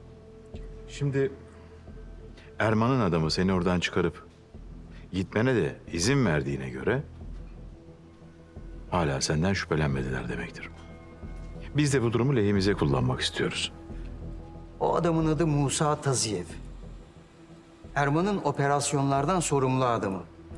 O akşam orada ateşi görünce senin beni öldürteceğini, konteynerları alacağını düşünmüş. Bak görüyor musun? Kurban olduğum Allah'ım. Amellerini nasıl ellerine, yüzlerine bulaştırdı desene. Nasıl bir şey düşünüyorsun Cezayir? Erman'ın yanında Komer diye bir Amerikalı var. Muhtemelen ipleri onun elinde. Şimdi Erman, Amerikalı ve Taziyev. Müttefikler bu 3 kişiden ibaret olamazlar. Maruf, birileriyle daha birlikte olmak zorundalar. Ve biz onları öğrenmek istiyoruz. Yani uzun lafın kısası senin bu adamlarla yakınlaşıp tanışman lazım. Yani iyi dersiniz de boşuna köpek nallamayalım şimdi. Erman'ın bana ortaklarından söz edeceği kadar güvendiğini sanmıyorum. Bir planımız var. 15'te sana anlatacak.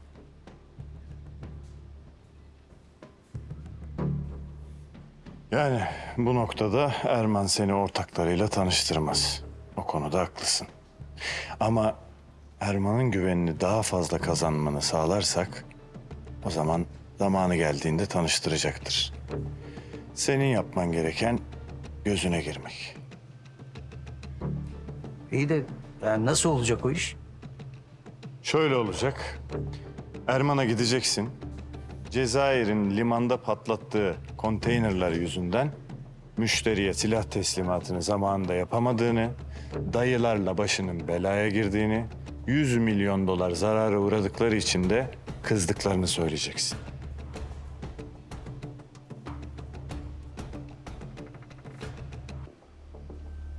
Cezayir dayıların zararını karşılamak için sadece kendine ait olan silahları satıp yeni bir sevkiyat yapacak. Bunun için de Tekirdağ'da bulunan depodaki stokları kullanmayı planlıyor. Bu akşam silahları saat 8'de tıra yükleyecekler. Onları alabilirsek senin terör örgütleri planın devam eder. Ama bir konuda uyaracağım. Güvenlik önlemleri çok sıkı olacak. Merak ettiğim bir şey var. Bütün bunlar olurken senin Cezayir'den köşe bucak kaçacağını düşünüyordum. Keza dayılardan da. Malum şimdi hepsi birden seni öldürmek için yanıp tutuşuyorlardır.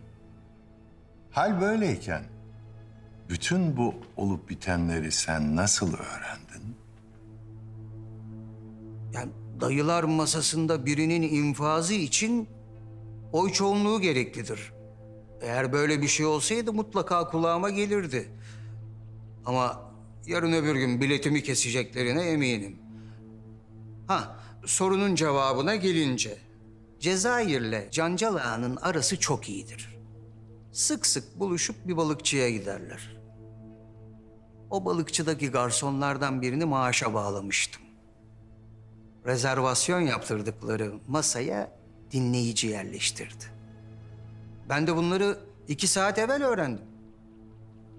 İtiraf etmeliyim ki beni şaşırttın. Niçin? Dün yaşadıklarından sonra buraya gelip bana ortaklıktan ayrılacağını söyleyeceğini zannetmiştim. Ya bana başka bir şans mı bıraktın? Bana komplo kurup Cezayir'in ve dayıların gözünde beni hain yaptın. Bundan sonra beni müttefiklerden başka hiç kimse koruyamaz. Maruf, seni sadece korumayacağız. Çok para kazandıracağız, çok. Hatta bir gün gelip ben eskiden ne kadar fakirmişim diyeceksin Maruf.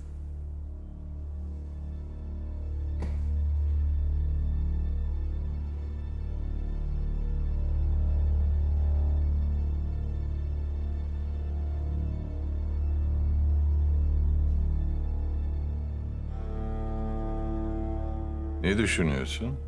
Bence doğru söylüyor efendim. Tedbirli olmakta fayda var. Peşine adam tak. Saat başı rapor istiyorum. Tamam efendim. Ha bir de Zeydanlara da söyle akşam sevkiyat sırasında orada olsunlar. Bakalım söyledikleri kadar maharetliler mi?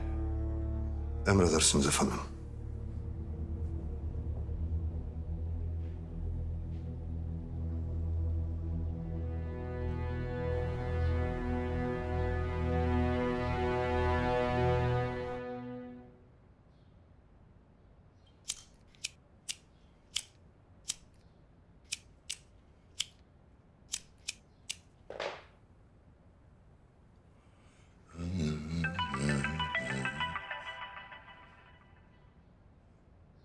Berfin, kızım.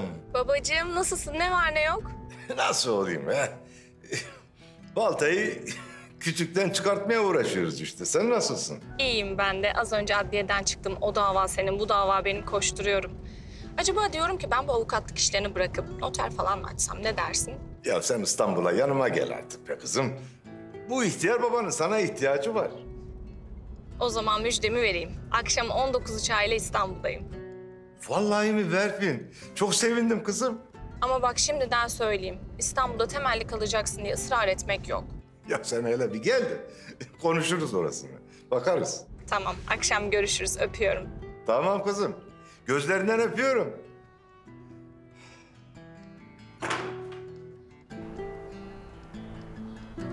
Kıymet Hanım. Kıymet Hanım az gel hele. Kıymet.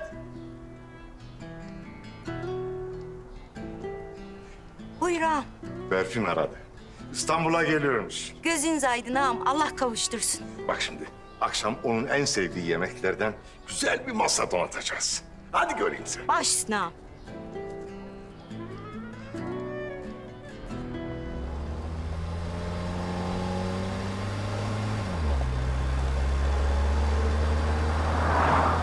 Ne dersin Kurban?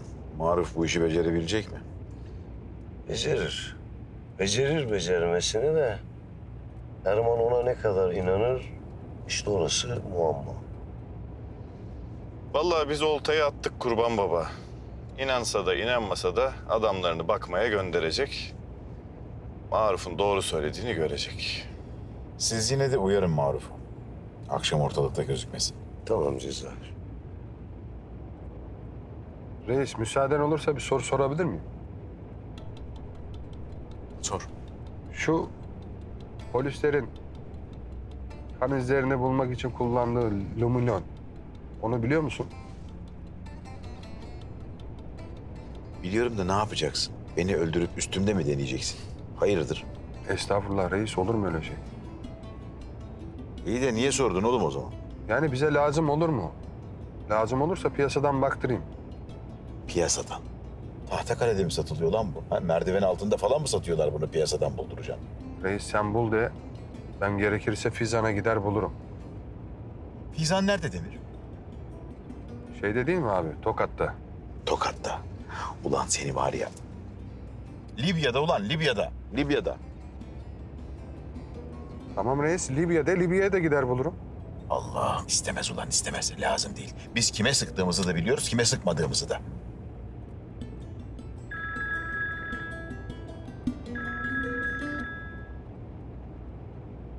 Söyle Cancalı. Hayırdır Cezayir? Sesin çok sinirli geliyor. Yok bir şey yok. Bir işim var halletmem gereken. Senin şu Nizam'la Haşmet'i gönder akşam bana. Müttefiklerle kavga var anlaşılan. Ben ne güne duruyorum. Ya seni sıkmak istemedim de. Takviye lazım. Sen çocukları gönder. Tabii yollarım. Ya bak ben de ne diyecektim. Akşama benim eve yemeğe gel. Mühim bir mesele var, konuşacağız. Hayır olsun. Ya hayırdır. Sen gel hele konuşuruz. Ya çatlatma adamı da. Bir şey söyledin, devamını getir. Ne? Ya sana anlattığım Berfin'im var ya. İstanbul'a geliyor. Onu seninle tanıştırmak istiyorum. Ona burada bir avukatlık işi uydurmamız lazım. Tamam, şu işimi halledeyim de bakarız. Tamam. Gel hele. Bak benim de takviyeye ihtiyacım var. Sen de kız babasısın, anlarsın halimden. Anlamaz mıyım?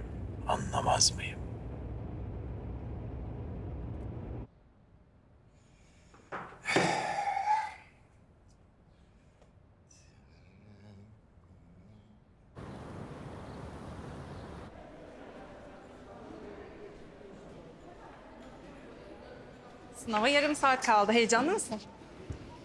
Pek değilim. Niye böyle keyifsizsin sen? Ya düşününce yaptığım şey çok çocukçaydı aslında. Niye iddiaya girdim ki Soysal'la? Ben ona kendimi kanıtlasam ne olur, kanıtlamasam ne olur? Öyle değil mi? Eyvah. Sen sınava çalışmadın, ondan böyle konuşuyorsun değil mi? Hayır, tabii ki. Mümkün mü öyle bir şey?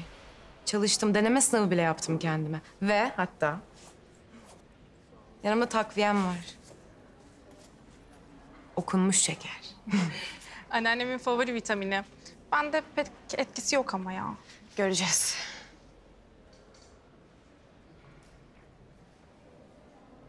Selam Teba.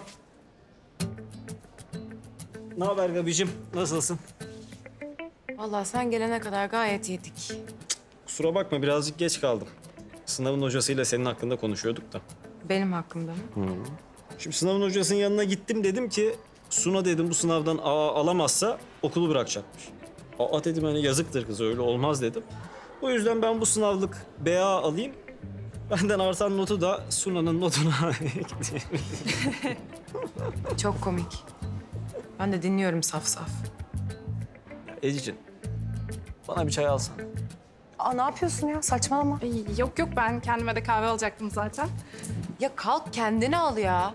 Ne yapıyorsun? Kızın ilgisinin farkındasın. Tepe tepe kullanıyorsun resmen. Gabicim sana bir şey söyleyeyim mi?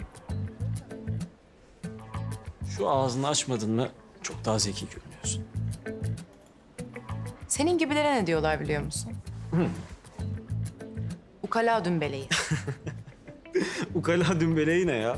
Vallahi istediğin mi çok da matrak bir kız maşallah.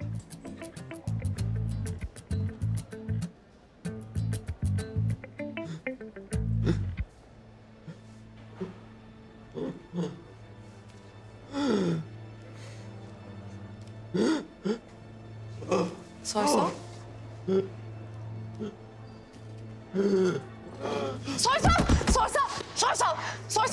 Soysal iyi misin? İyi misin? Soysal iyi misin? Duyuyor musun beni? Soysal ölme lütfen ölme. Lütfen ölme. Duyuyor musun beni? Lütfen ölmesin. Lütfen ambulans çağırın. Bir ambulans çağırsın. Soysal duyuyor musun beni? Sakin ol. Derin nefes al. Derin nefes al. Derin Nefes alamıyor. Suyunun solunu yapsana Suna. Hadi yapsana. Çabuk. Hadi yap. Ölecek hadi. yoksa. Hadi yapsana. Çabuk ölecek şimdi yoksa. Hadi Suna bir şeyler ya.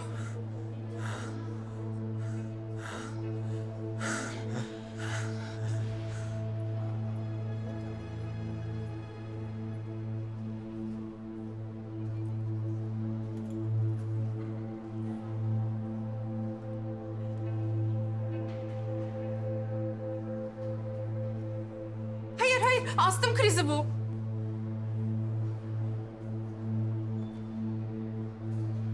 Astım? Çantada. Çantada ilacın. Tamam bu. Gel.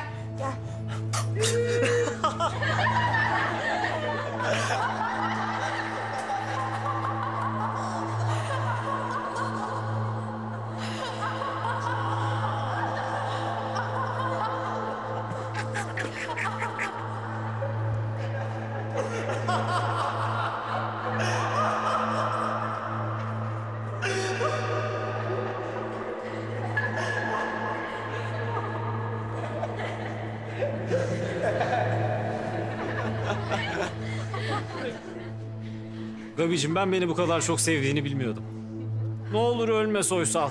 Ne olur ölme Soysal. Lütfen ölme.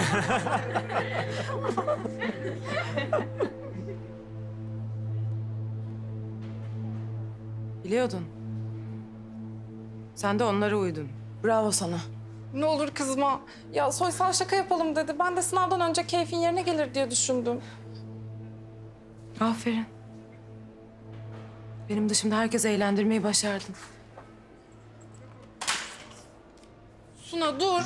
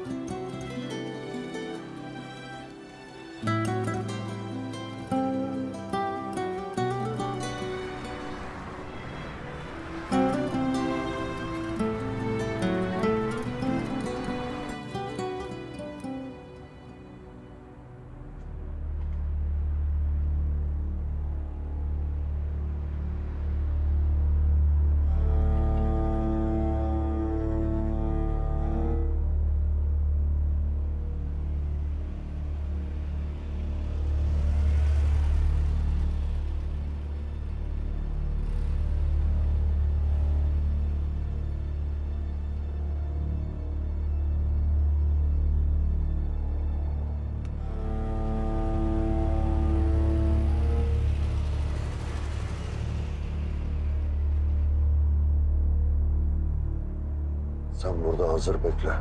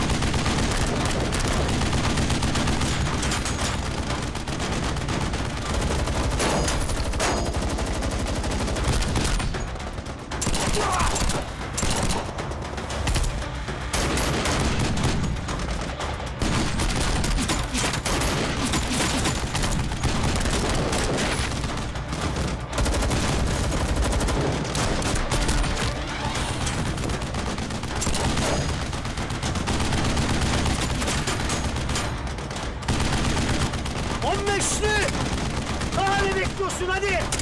Hadi!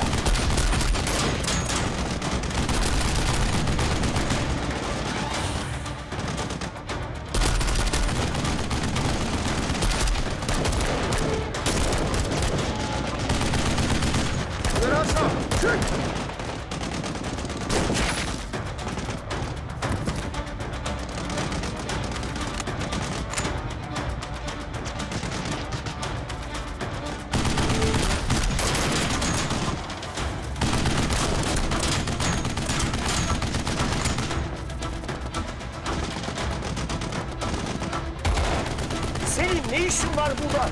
Ben sana demedim mi? Sakın gelme diye. İkili oynamak bana göre değil kurban. Benim tarafım belli. Ben sizin yanınızdayım. Bay bay Mavi.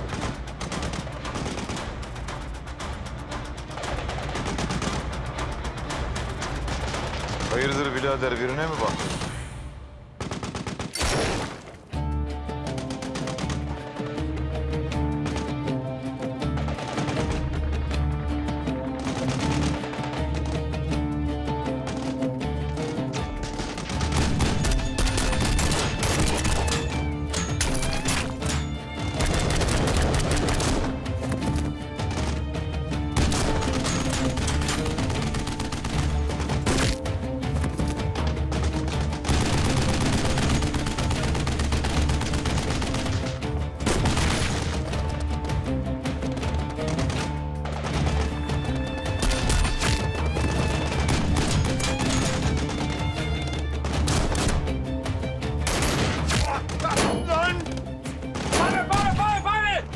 gidelim buradan. Yoksa hepimiz öleceğiz. Araba! Hadi!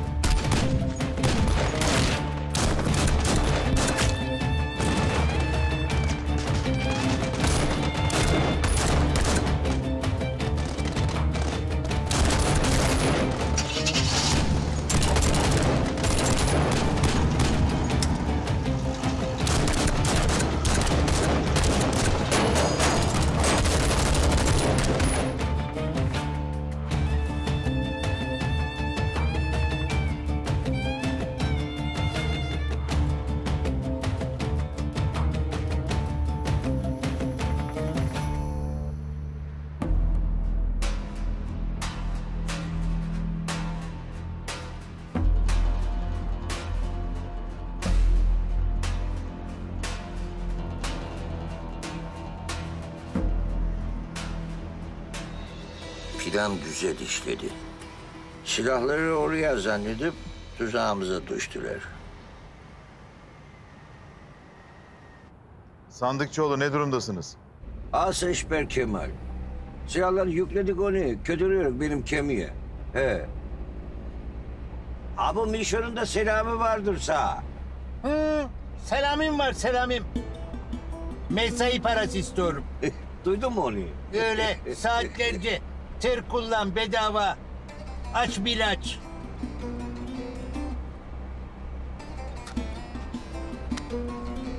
Ulan ne cimri adamsın be. Sabahtan beri bir püskevit vermedin be. Allah doyursun gözünü.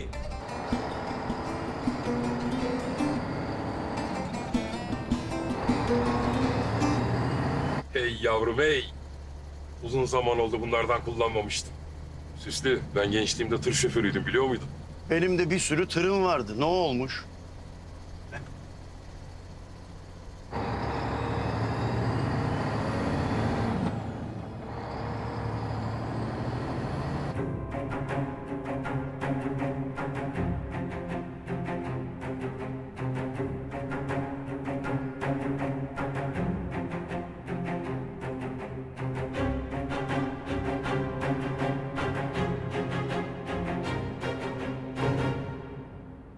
Kusura bakma Cezayir. Evde oturup bekleyemezdim.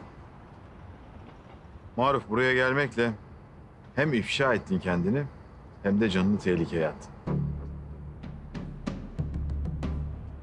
Bu arada Erman seni öldürmesi için bir keskin nişancı tutmuş. Ne? Cesedi karşıki duvarın arkasında yatıyor. 15'lerin planı iyiydi. Ama tehlikeliydi. Erman sana ne kadar güvenirse güvensin tedbiri elden bırakmayacaktı. Ben olsam ben de öyle yapardım. Her şey düşündüğün gibi çıktı amca. Maruf şükret ki reis başka bir plan yaptı. Yoksa çoktan 4 kolluya binip gitmiştim. Sağ olasın Cezayir. Sana bir can borçluyum. Abi borcun falan yok. Biz herkesin iyiliğini istiyoruz Maruf. Hepimiz aynı gemideyiz. Birbirimize düşüp masayı yönetemezsek kayalara çarptırıp batırırız.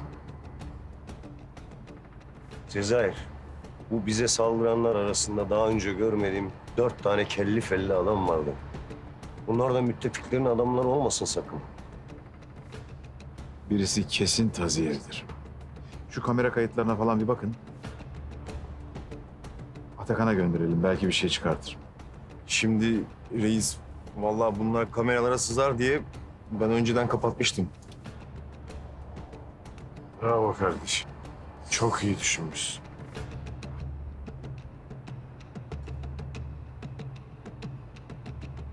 Reis.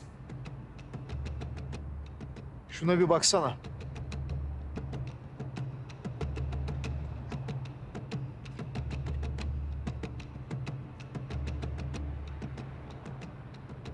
Bu Sarı Sinan'ın adamı Rıfat değil mi? Sarı Sinan kim abi? 15'li Sarı Sinan uyuşturucuyu sokağa salan şerefsiz oğlu şerefsiz. İyi de o içeride değil miydi? Ne zaman çıktı da Erman'ın ortağı oldu?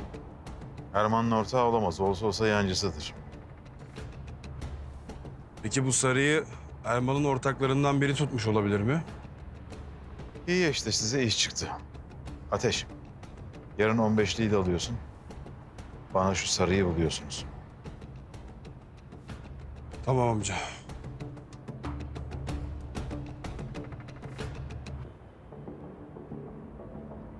Şimdi işin gücün yok. Götür bunları göm. Vallahi bu işleri Mişon'a havale etmek lazım.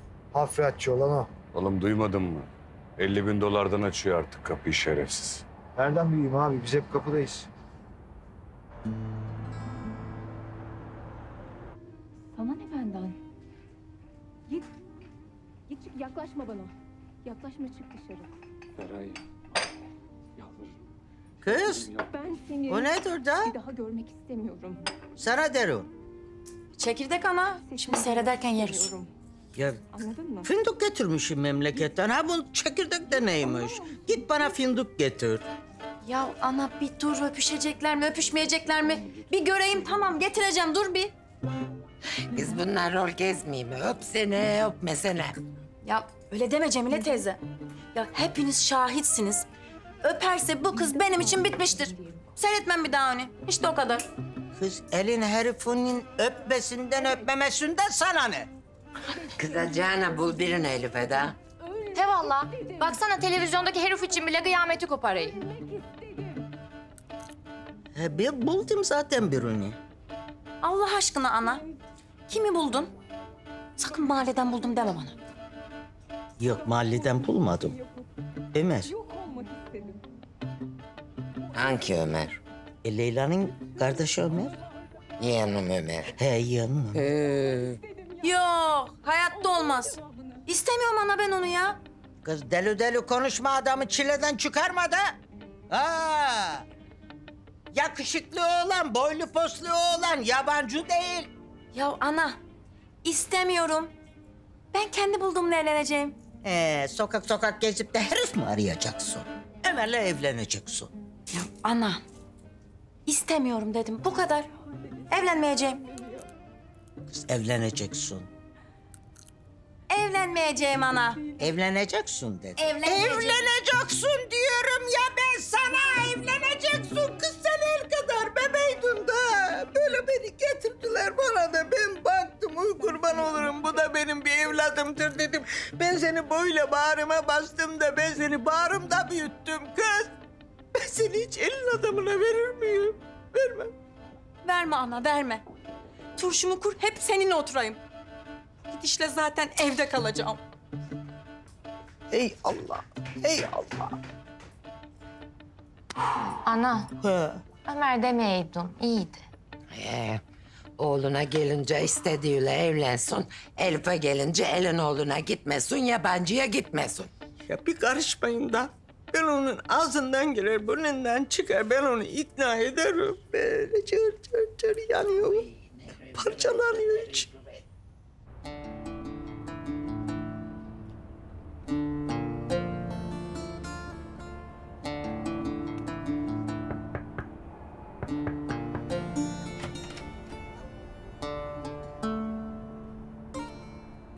Suna. Suna. Suna. Ne oldu anne? Bir şey olmadı. Köşkte yangın çıktı, ona haber vermeye geldim. Boşaltıyoruz. Hiç komik değilsin. Komik olsun diye söylemiyorum zaten. Ağzından bir laf duymak için yapıyorum. Kızım, okuldan geldin, odana çıktın. Tek kelime bile etmedin. Ne oluyor? Sınavın mı kötü geçti? Hayır. Ne o zaman, ne var?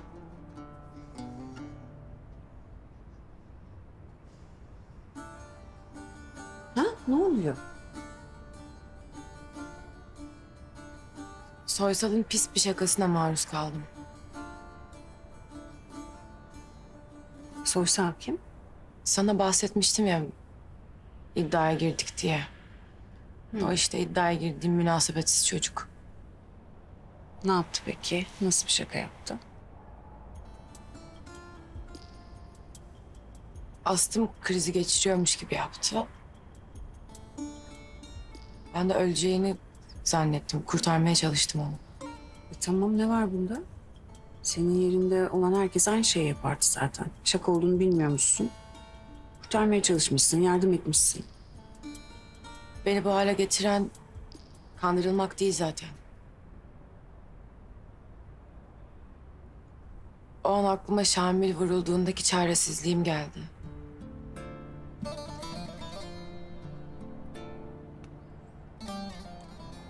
Sadece öleceğini zannetmenin bile bana yaşattığı acı... benim kaldırabileceğimden çok daha büyük bir acı.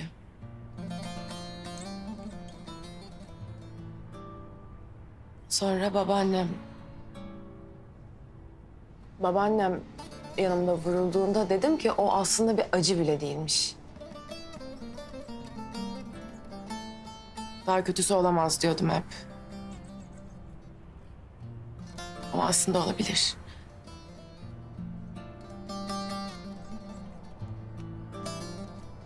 Benim düşünmek bile istemediğim ama aklımdan hiç çıkmayan bir ihtimal. Babamın ya da senin öldürülmen. İşte o zaman ben yaşayamam. Suna. Olmayacak böyle bir şey. Olmayacak. Söz veriyorum. Olmaması için elimden gelen her şeyi yapacağım.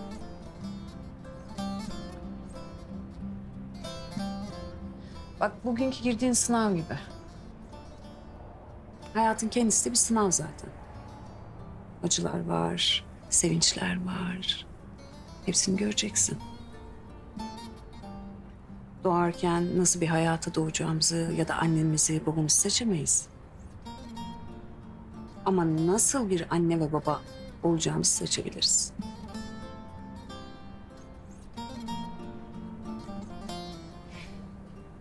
Merak etme. Baban da ben de. Yaşlanarak öleceğiz. Söz. Gel buraya.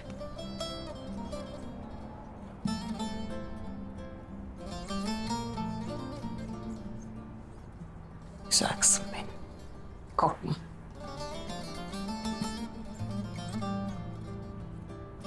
Çok seviyorum seni. Ben seni daha çok seviyorum. Hayır, ben seni daha çok seviyorum.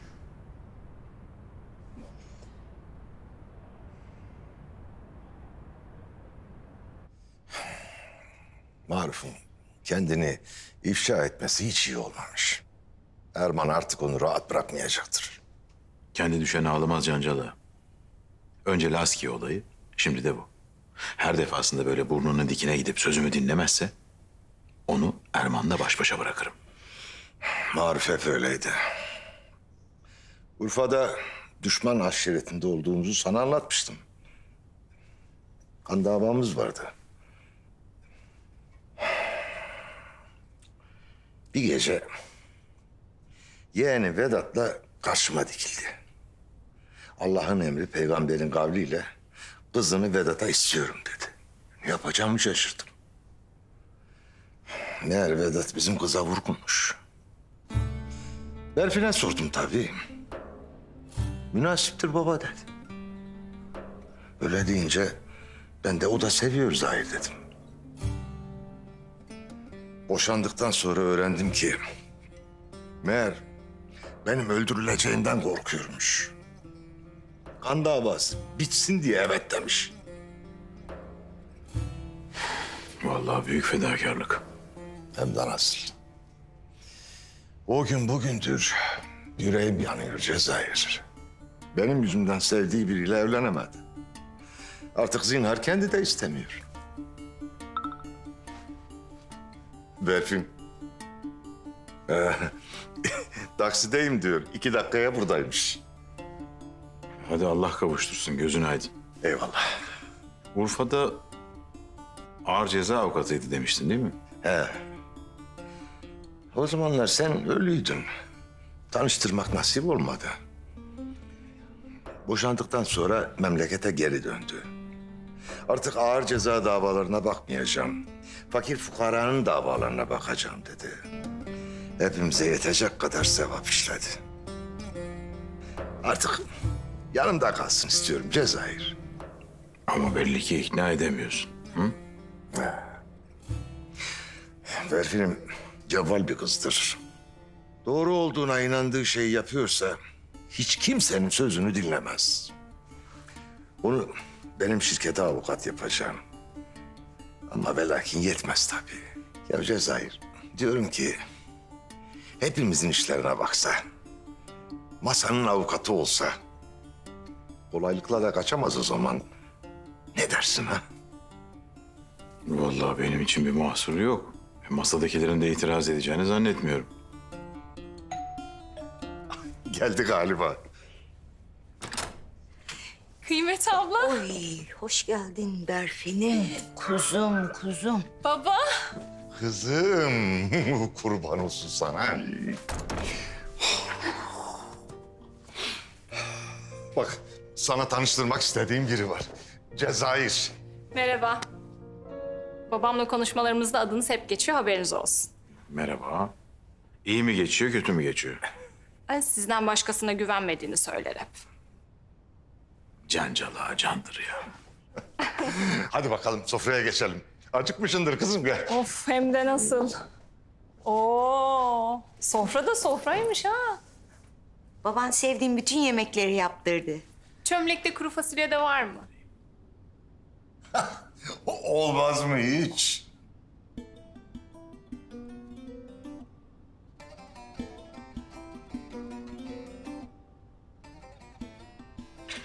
Galiba Allah beni sınıyor. Çok fena rejimdeyim ben Cancala.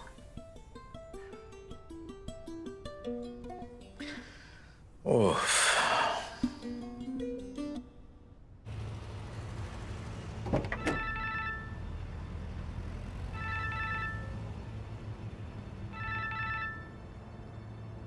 Efendim? Abi ben Urfa'dan Abdo. Biliyorum Abdo. Telefonun kayıtlı. Söyle. Abi gözün yengede olsun demiştin ya. Hı. Yok abi. Başına bir şey mi geldi? Bugün ortalıklarda göremeyince etraftan soruşturdum. 19 uçağıyla İstanbul'a gitmiş abi. Haberin olsun. Tamam. Peki. Sağ ol.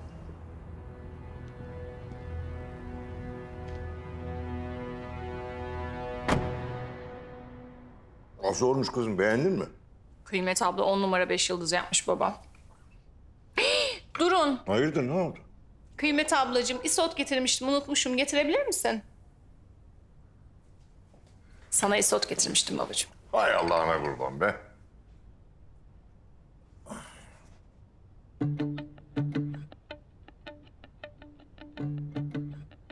Biraz fazla olmadı mı ya? Sizden utandığımdan fazla koyamadım. Bu daha ne ki? Bizim kızım. Acı biberin tiryaksıdır. Cezayir. Ne diyeyim mide onun midesi Allah şifa versin.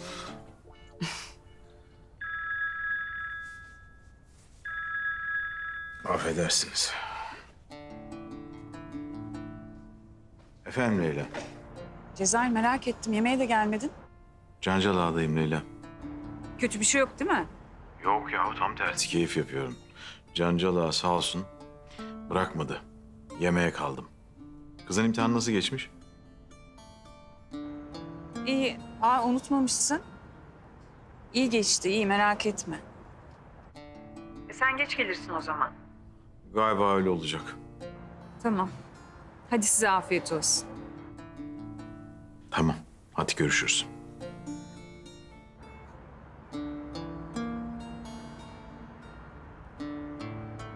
Ya bütün hanımlar böyledir ha. Benim rahmetli Ceylan'ım da bir saat geç kalsam hemen arardı. Allah rahmet eylesin. Anneciğim hep sana bir şey olacak diye endişelenirken kendi gitmiş kahpe kurşunlara.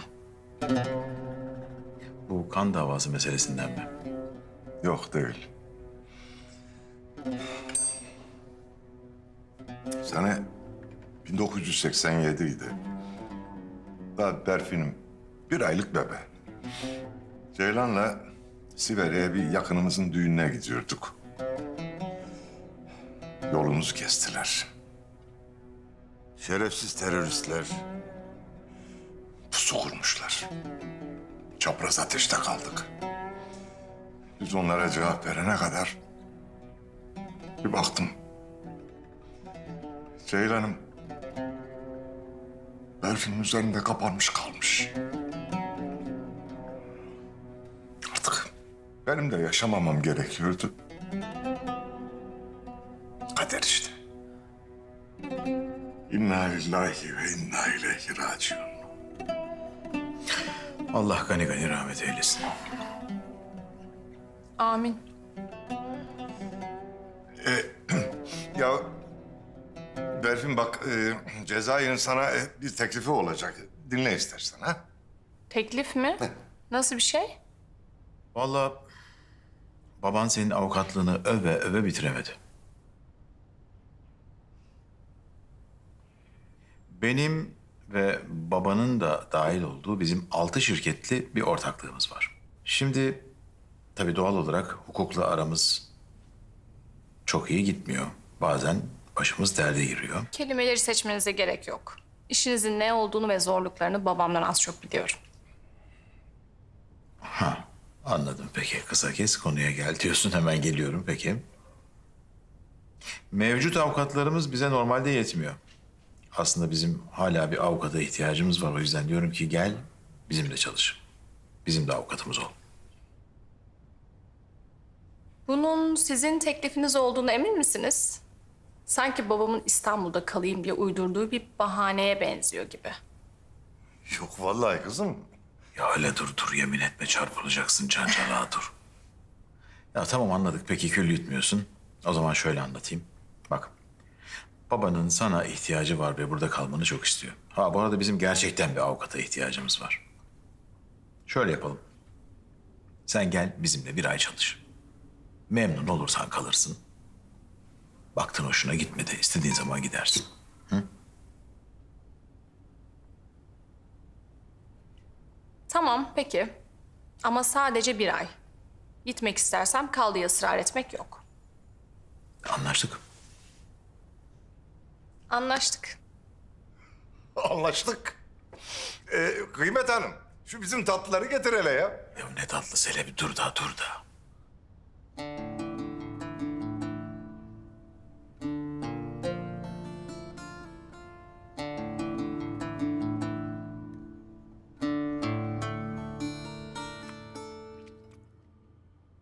Vallahi Cezayir'e planını iyi kabul ettirmişsin. O herkesi dinlemez öyle. Kabul etmeyip ne yapacaktı abi? Onda akıl varsa Allah'a şükür bizde de var. 15'li. Cezayir'i hafife alma sakın. Senin yaşadıkların onunkinin yanında fıkra kalır. Hem senin akıl edemediğini akıl edip Maruf'un hayatını yine o kurtarmış. Maruf aptallık edip oraya gelmeseydi böyle bir şeye gerek olmayacaktı. Ama geldi. Cezayir'de geleceğini düşünüp önlemini aldı. Demek ki neymiş? Hı? Ondaki akıl sende yokmuş.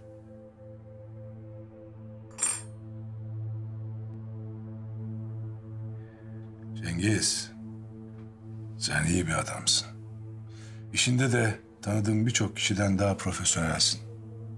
Ama bazen senin bu özgüvenin gözlerini kör ediyor. Küçümsediğin her şey için gün gelir bir bedel ödemek zorunda kalırsın. Yani abin olarak sana diyorum ki kendine bu kötülüğü yapmaktan vazgeç.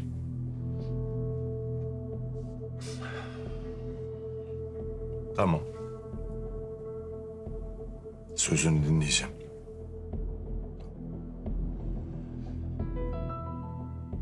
Beni evlatlık aldığınızı Cezayir'e söyledin mi? Hayır. Beni söylemedin. Söyleseydin yani belki güvenini daha çabuk kazanırdım. Belki de kardeşim olduğun için sana torpil yaptığımı düşünürdü. Öz kardeşin değilim ki. Bana bak. Bana bak, bana. Bana bir daha sakın böyle şeyler söyleme. Tamam mı? Bak yemin ediyorum. Seni Cezayir'in yanından alır, akşama kadar yemek yaptırıp buraları toplatırım sana.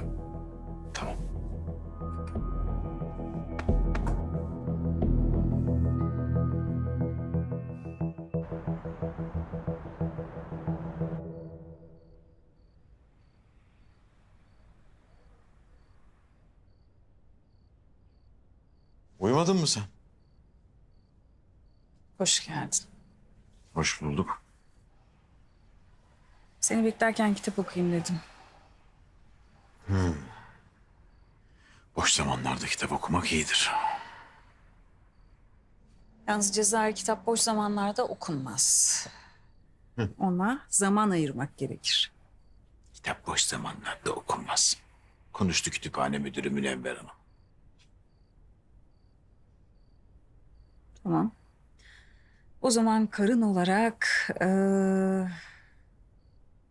çaktırmama moduna giriyorum ve soruyorum. Cancel Ağa'nın yemeği nasıl geçti bakalım? Güzel miydi? Güzeldi. Kıymet Hanım güzel yemekler yapmıştı. Yani kenarından köşesinden birazcık tadına baktım. Diyetteyim ya. Afiyet olsun. Peki bu Kıymet Hanım yemek yaparken parfüm mü sıkıyor? Ne? Ne bileyim Leyla, gidip Kıymet Hanım'ı mı kokladım? Parfüm mü sürdün diye. Bilmem, kokladın mı? Böyle üzerinde hafif bir kadın kokusu var çünkü. Allah Allah. Ne diyorsun?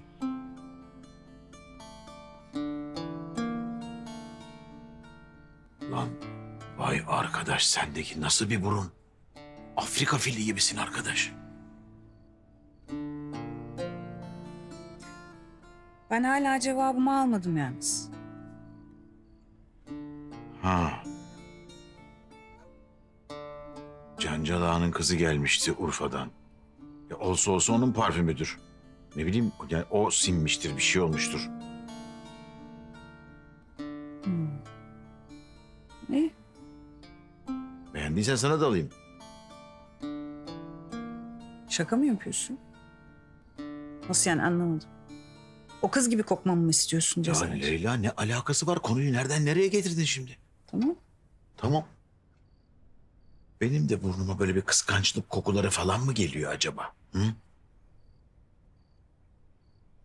Ben sana bir şey söyleyeyim mi?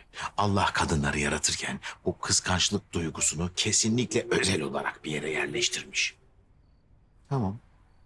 O zaman ben de üstümle başımla yatarım.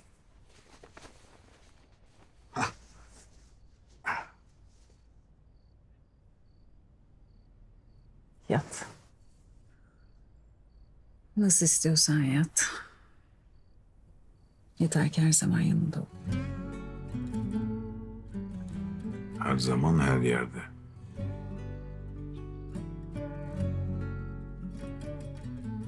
Sen sabahları erkenden evden çıkınca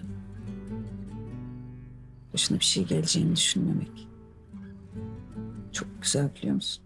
Daha güzeli, şu hengame, şu telaş bitsin de koşa koşa gideyim, karıma sarılayım demek. Hadi kalk, pijamalarını giy.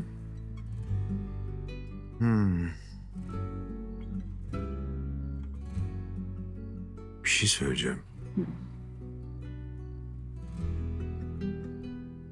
Pijamalarımı giymeden gelsem diyor.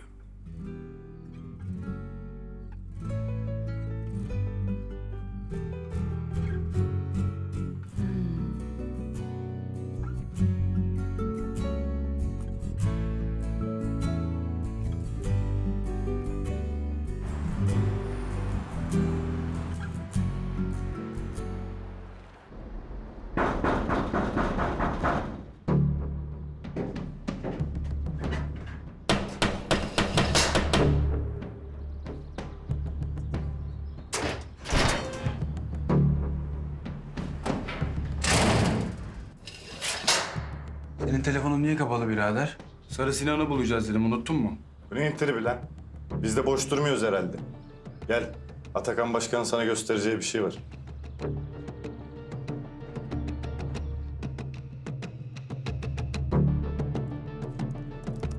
Günaydın başkan. Günaydın. Bana bir şey gösterecekmişsin. Dün akşam kıyamet kopmuş yine. Kaşındılar, kaşıdık diyelim. Siz de kaşınmaları için bayağı pirelendirmişsiniz adamları ama. Hı? Neyse. 15'li Sarı Sinan'ın yerini aradığınızı söyledi. Al bakalım. Ne bu? Sarı Sinan'ın mahkeme kararı. Oku. Burada sadece uyuşturucu kullanmaktan ceza aldığı yazıyor. Hani satıcılıktan alınmıştı bu? Avukatı nasıl becerdiyse Sinan'ın uyuşturucu satmadığını, sadece kullandığını ispatlamış mahkemede. Sinan da denetimli serbestlikte bir ay yatıp çıkmış. Sinan, devlete vergisini veren masum bir iş adamı rolünde. Ticaret odasında iş yeri kaydı var adamın. Araba galerisi açmış kendine. Muhtemelen uyuşturucudan gelen parayı da böyle aklıyor. Sen ver bakalım bize şu ticaret odasına kayıtlı, namuslu iş adamımızın adresini. Bir ziyaret edelim. Vermem. Ya ben çok sıkıldım burada. Sizinle geleceğim. Sağlara mı döneceğim diyorsun? Sen portakalda vitaminken ben sahalardaydım aslanım.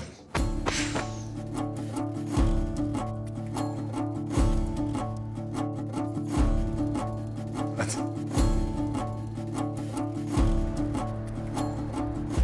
Anladık Mişon, anladık. Lan ne adamsın ya. Git yat uyu hadi. Ne diyor? Ne diyecek? Neymiş efendim? Silahları gemiye yüklemek sabaha kadar sürmüş. Beni niye uyandırdın diyor. Zevzek herif. Sanki biz çalışmıyoruz, biz de uyumuyoruz. Habib çok yoruluyorsan istersen seni kapıya alalım. Reis, ben onu mu diyorum? Onu mu dedim ben şu anda? Reis, Berfin Hanım diye biri geldi. Seni görmek istermiş. Al içeri.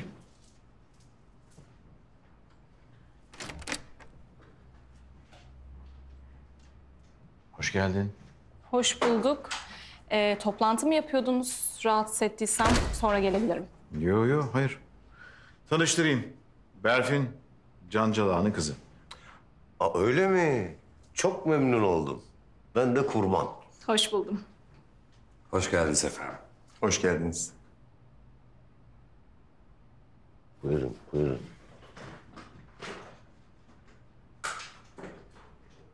Evet. Beyler, Berfin bundan sonra masanın avukatlığını yapacak. Hayırlı uğurlu olsun. Bizim avukatlar da çok işimiz var diye darlanıp duruyorlardı zaten. İyi oldu. Haksız değiller. Buraya gelmeden önce UYAP sisteminden baktım. Hakkınızda açılmış 44 ayrı dava var. Hemen hepsi rakipleriniz olduğunu düşündüğüm kişi ve şirketlerden. Tabii onların arasında silah kaçakçıları, uyuşturucu satıcıları da var. Yani çok affedersiniz. Kadın ticaretine kadar götürüyorlar bu işleri. Şimdi aslında şöyle oluyor. Yani biz onlara yapma, dur, uslu dur diyoruz. Onlar kafamızı Kafamızı, gözümüzü kırdılar derken... yani çok affedersiniz bacım.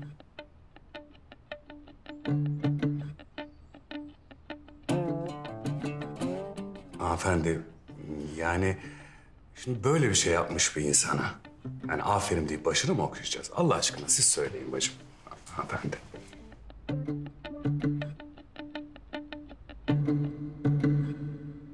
Bunlar bir yerinden tuttururuz, paçayı bir şekilde sıyırırız diye açılmış nafile davalar. Yani. Bir şey çıkacağını sanmıyorum ama hepsiyle tek tek uğraşacağız tabii. Tamam. Şimdi biz sana burada bir oda ayarlayalım. Orada çalışmaya başlarsın. Bu arada bir yere gidip gelmen gerektiğinde de çocuklar götürüp getirirler seni. Olur, hiç hayır demem. Ama önce şu Eşref Sandıkçıoğlu'yla tanışmak isterim. Malum başı en fazla mahkemelerle dertli olan o. Tamam. Ben de zaten ona gidiyordum. Hadi beraber gidelim.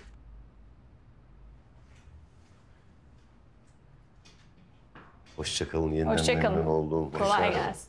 İyi çalışmalar. Teşekkürler. Sen ne darp marp hemen soruyor.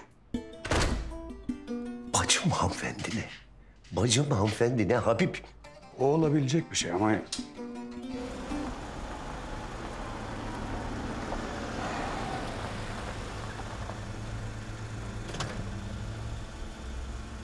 Sarı Sinan'ın mekanı burası. Siz içeri girip bir bakın, ben de arka tarafa dolanayım. Arkada kapı falan varsa kaçmasın bu herif.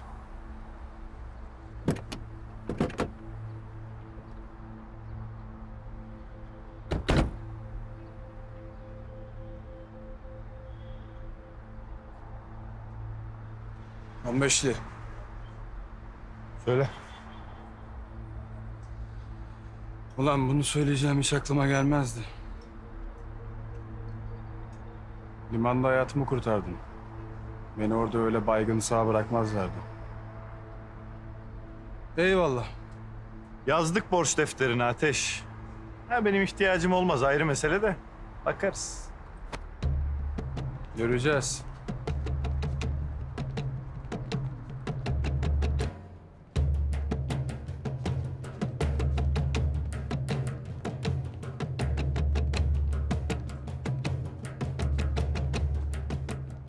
Yok artık daha neler. Abici, arabanın zaten bana gelişi 2,5 milyon euro. O fiyata sana nasıl bırakabilirim ki? Tamam. Sen parayı toplayınca ara, bir bakarız. Hadi görüşürüz. Utanmasın işte para isteyecek. Hoş geldiniz beyler. Size nasıl yardımcı olabilirim? Tam Sarı Sinan'ı arıyorum diyecektim ama... anladım ki o sensin. Adım Sinan. Evet ama bana Sarı demezler. Doğru Sinan'ı aradığınıza emin misiniz? %100. Yani oto galerisi olan, şartlı tahliyeyle bir ay yatıp çıkmış, uyuşturucu kaçakçısı ve de Sarı, bir tek sen varsın Sinancığım.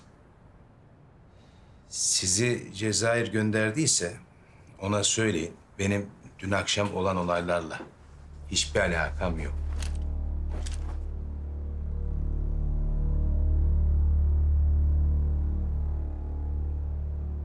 Sen dün akşam ne olduğunu nereden biliyorsun ki Sinan? Bırak o silahı.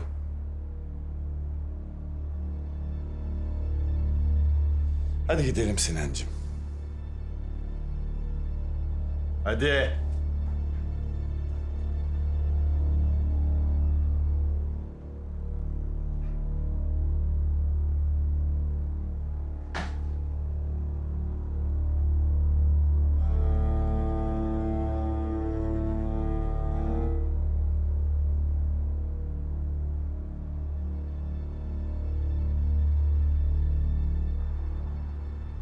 Bu yaptığınıza pişman olacaksınız. Kilişe konuşma lan. Yaratıcı ol azıcık. Ateş! Kaçma lan!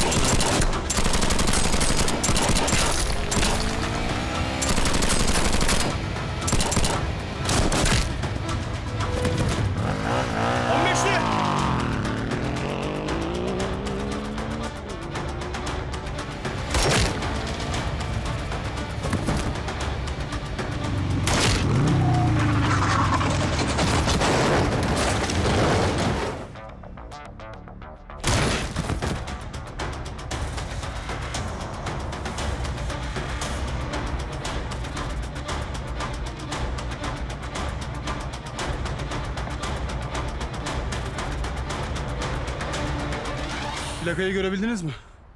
Evet. Ama muhtemelen çalıntıdır plakalar. Bir işe yaramaz.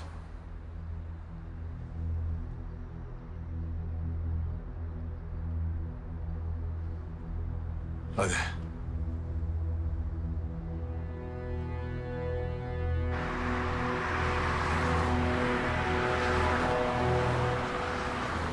Yetişmesen geberiyordun bacanak. Beni nasıl buldular anlamadım. Dün baskına gönderdiğin adamların arasında Cezayir'in tanıdığı biri var mıydı? Bir tek Rıfat var ama... Aptal herif. Sana dikkatli olmanı söylemiştim. Ne yapayım Zeydan? En iyi adamlarından gönder dedin, gönderdim. Ağaçta yetişmiyor ki bunlar. Birkaç gün Çatalca'daki köyde saklan. Orada sana kimse dokunamaz.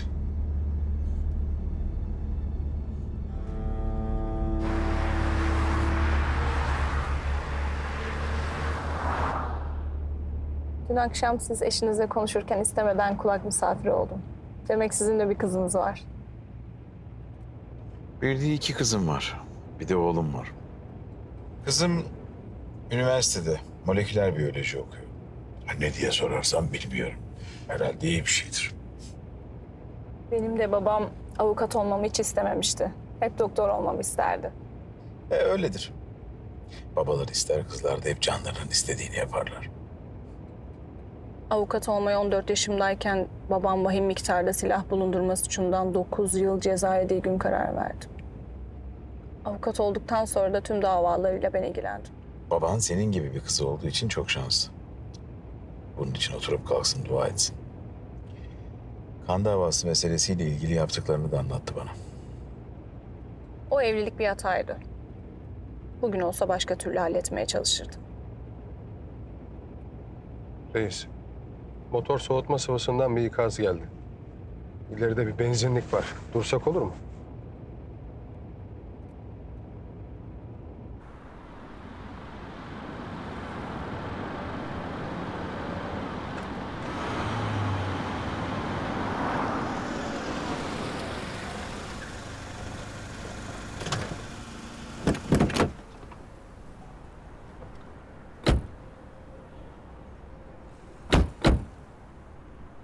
Demir, ben bir lavaboya gidiyorum. Tamam reis. Ben de kendime kahve alacağım. Siz de ister misiniz? Yok, ben çaycıyım.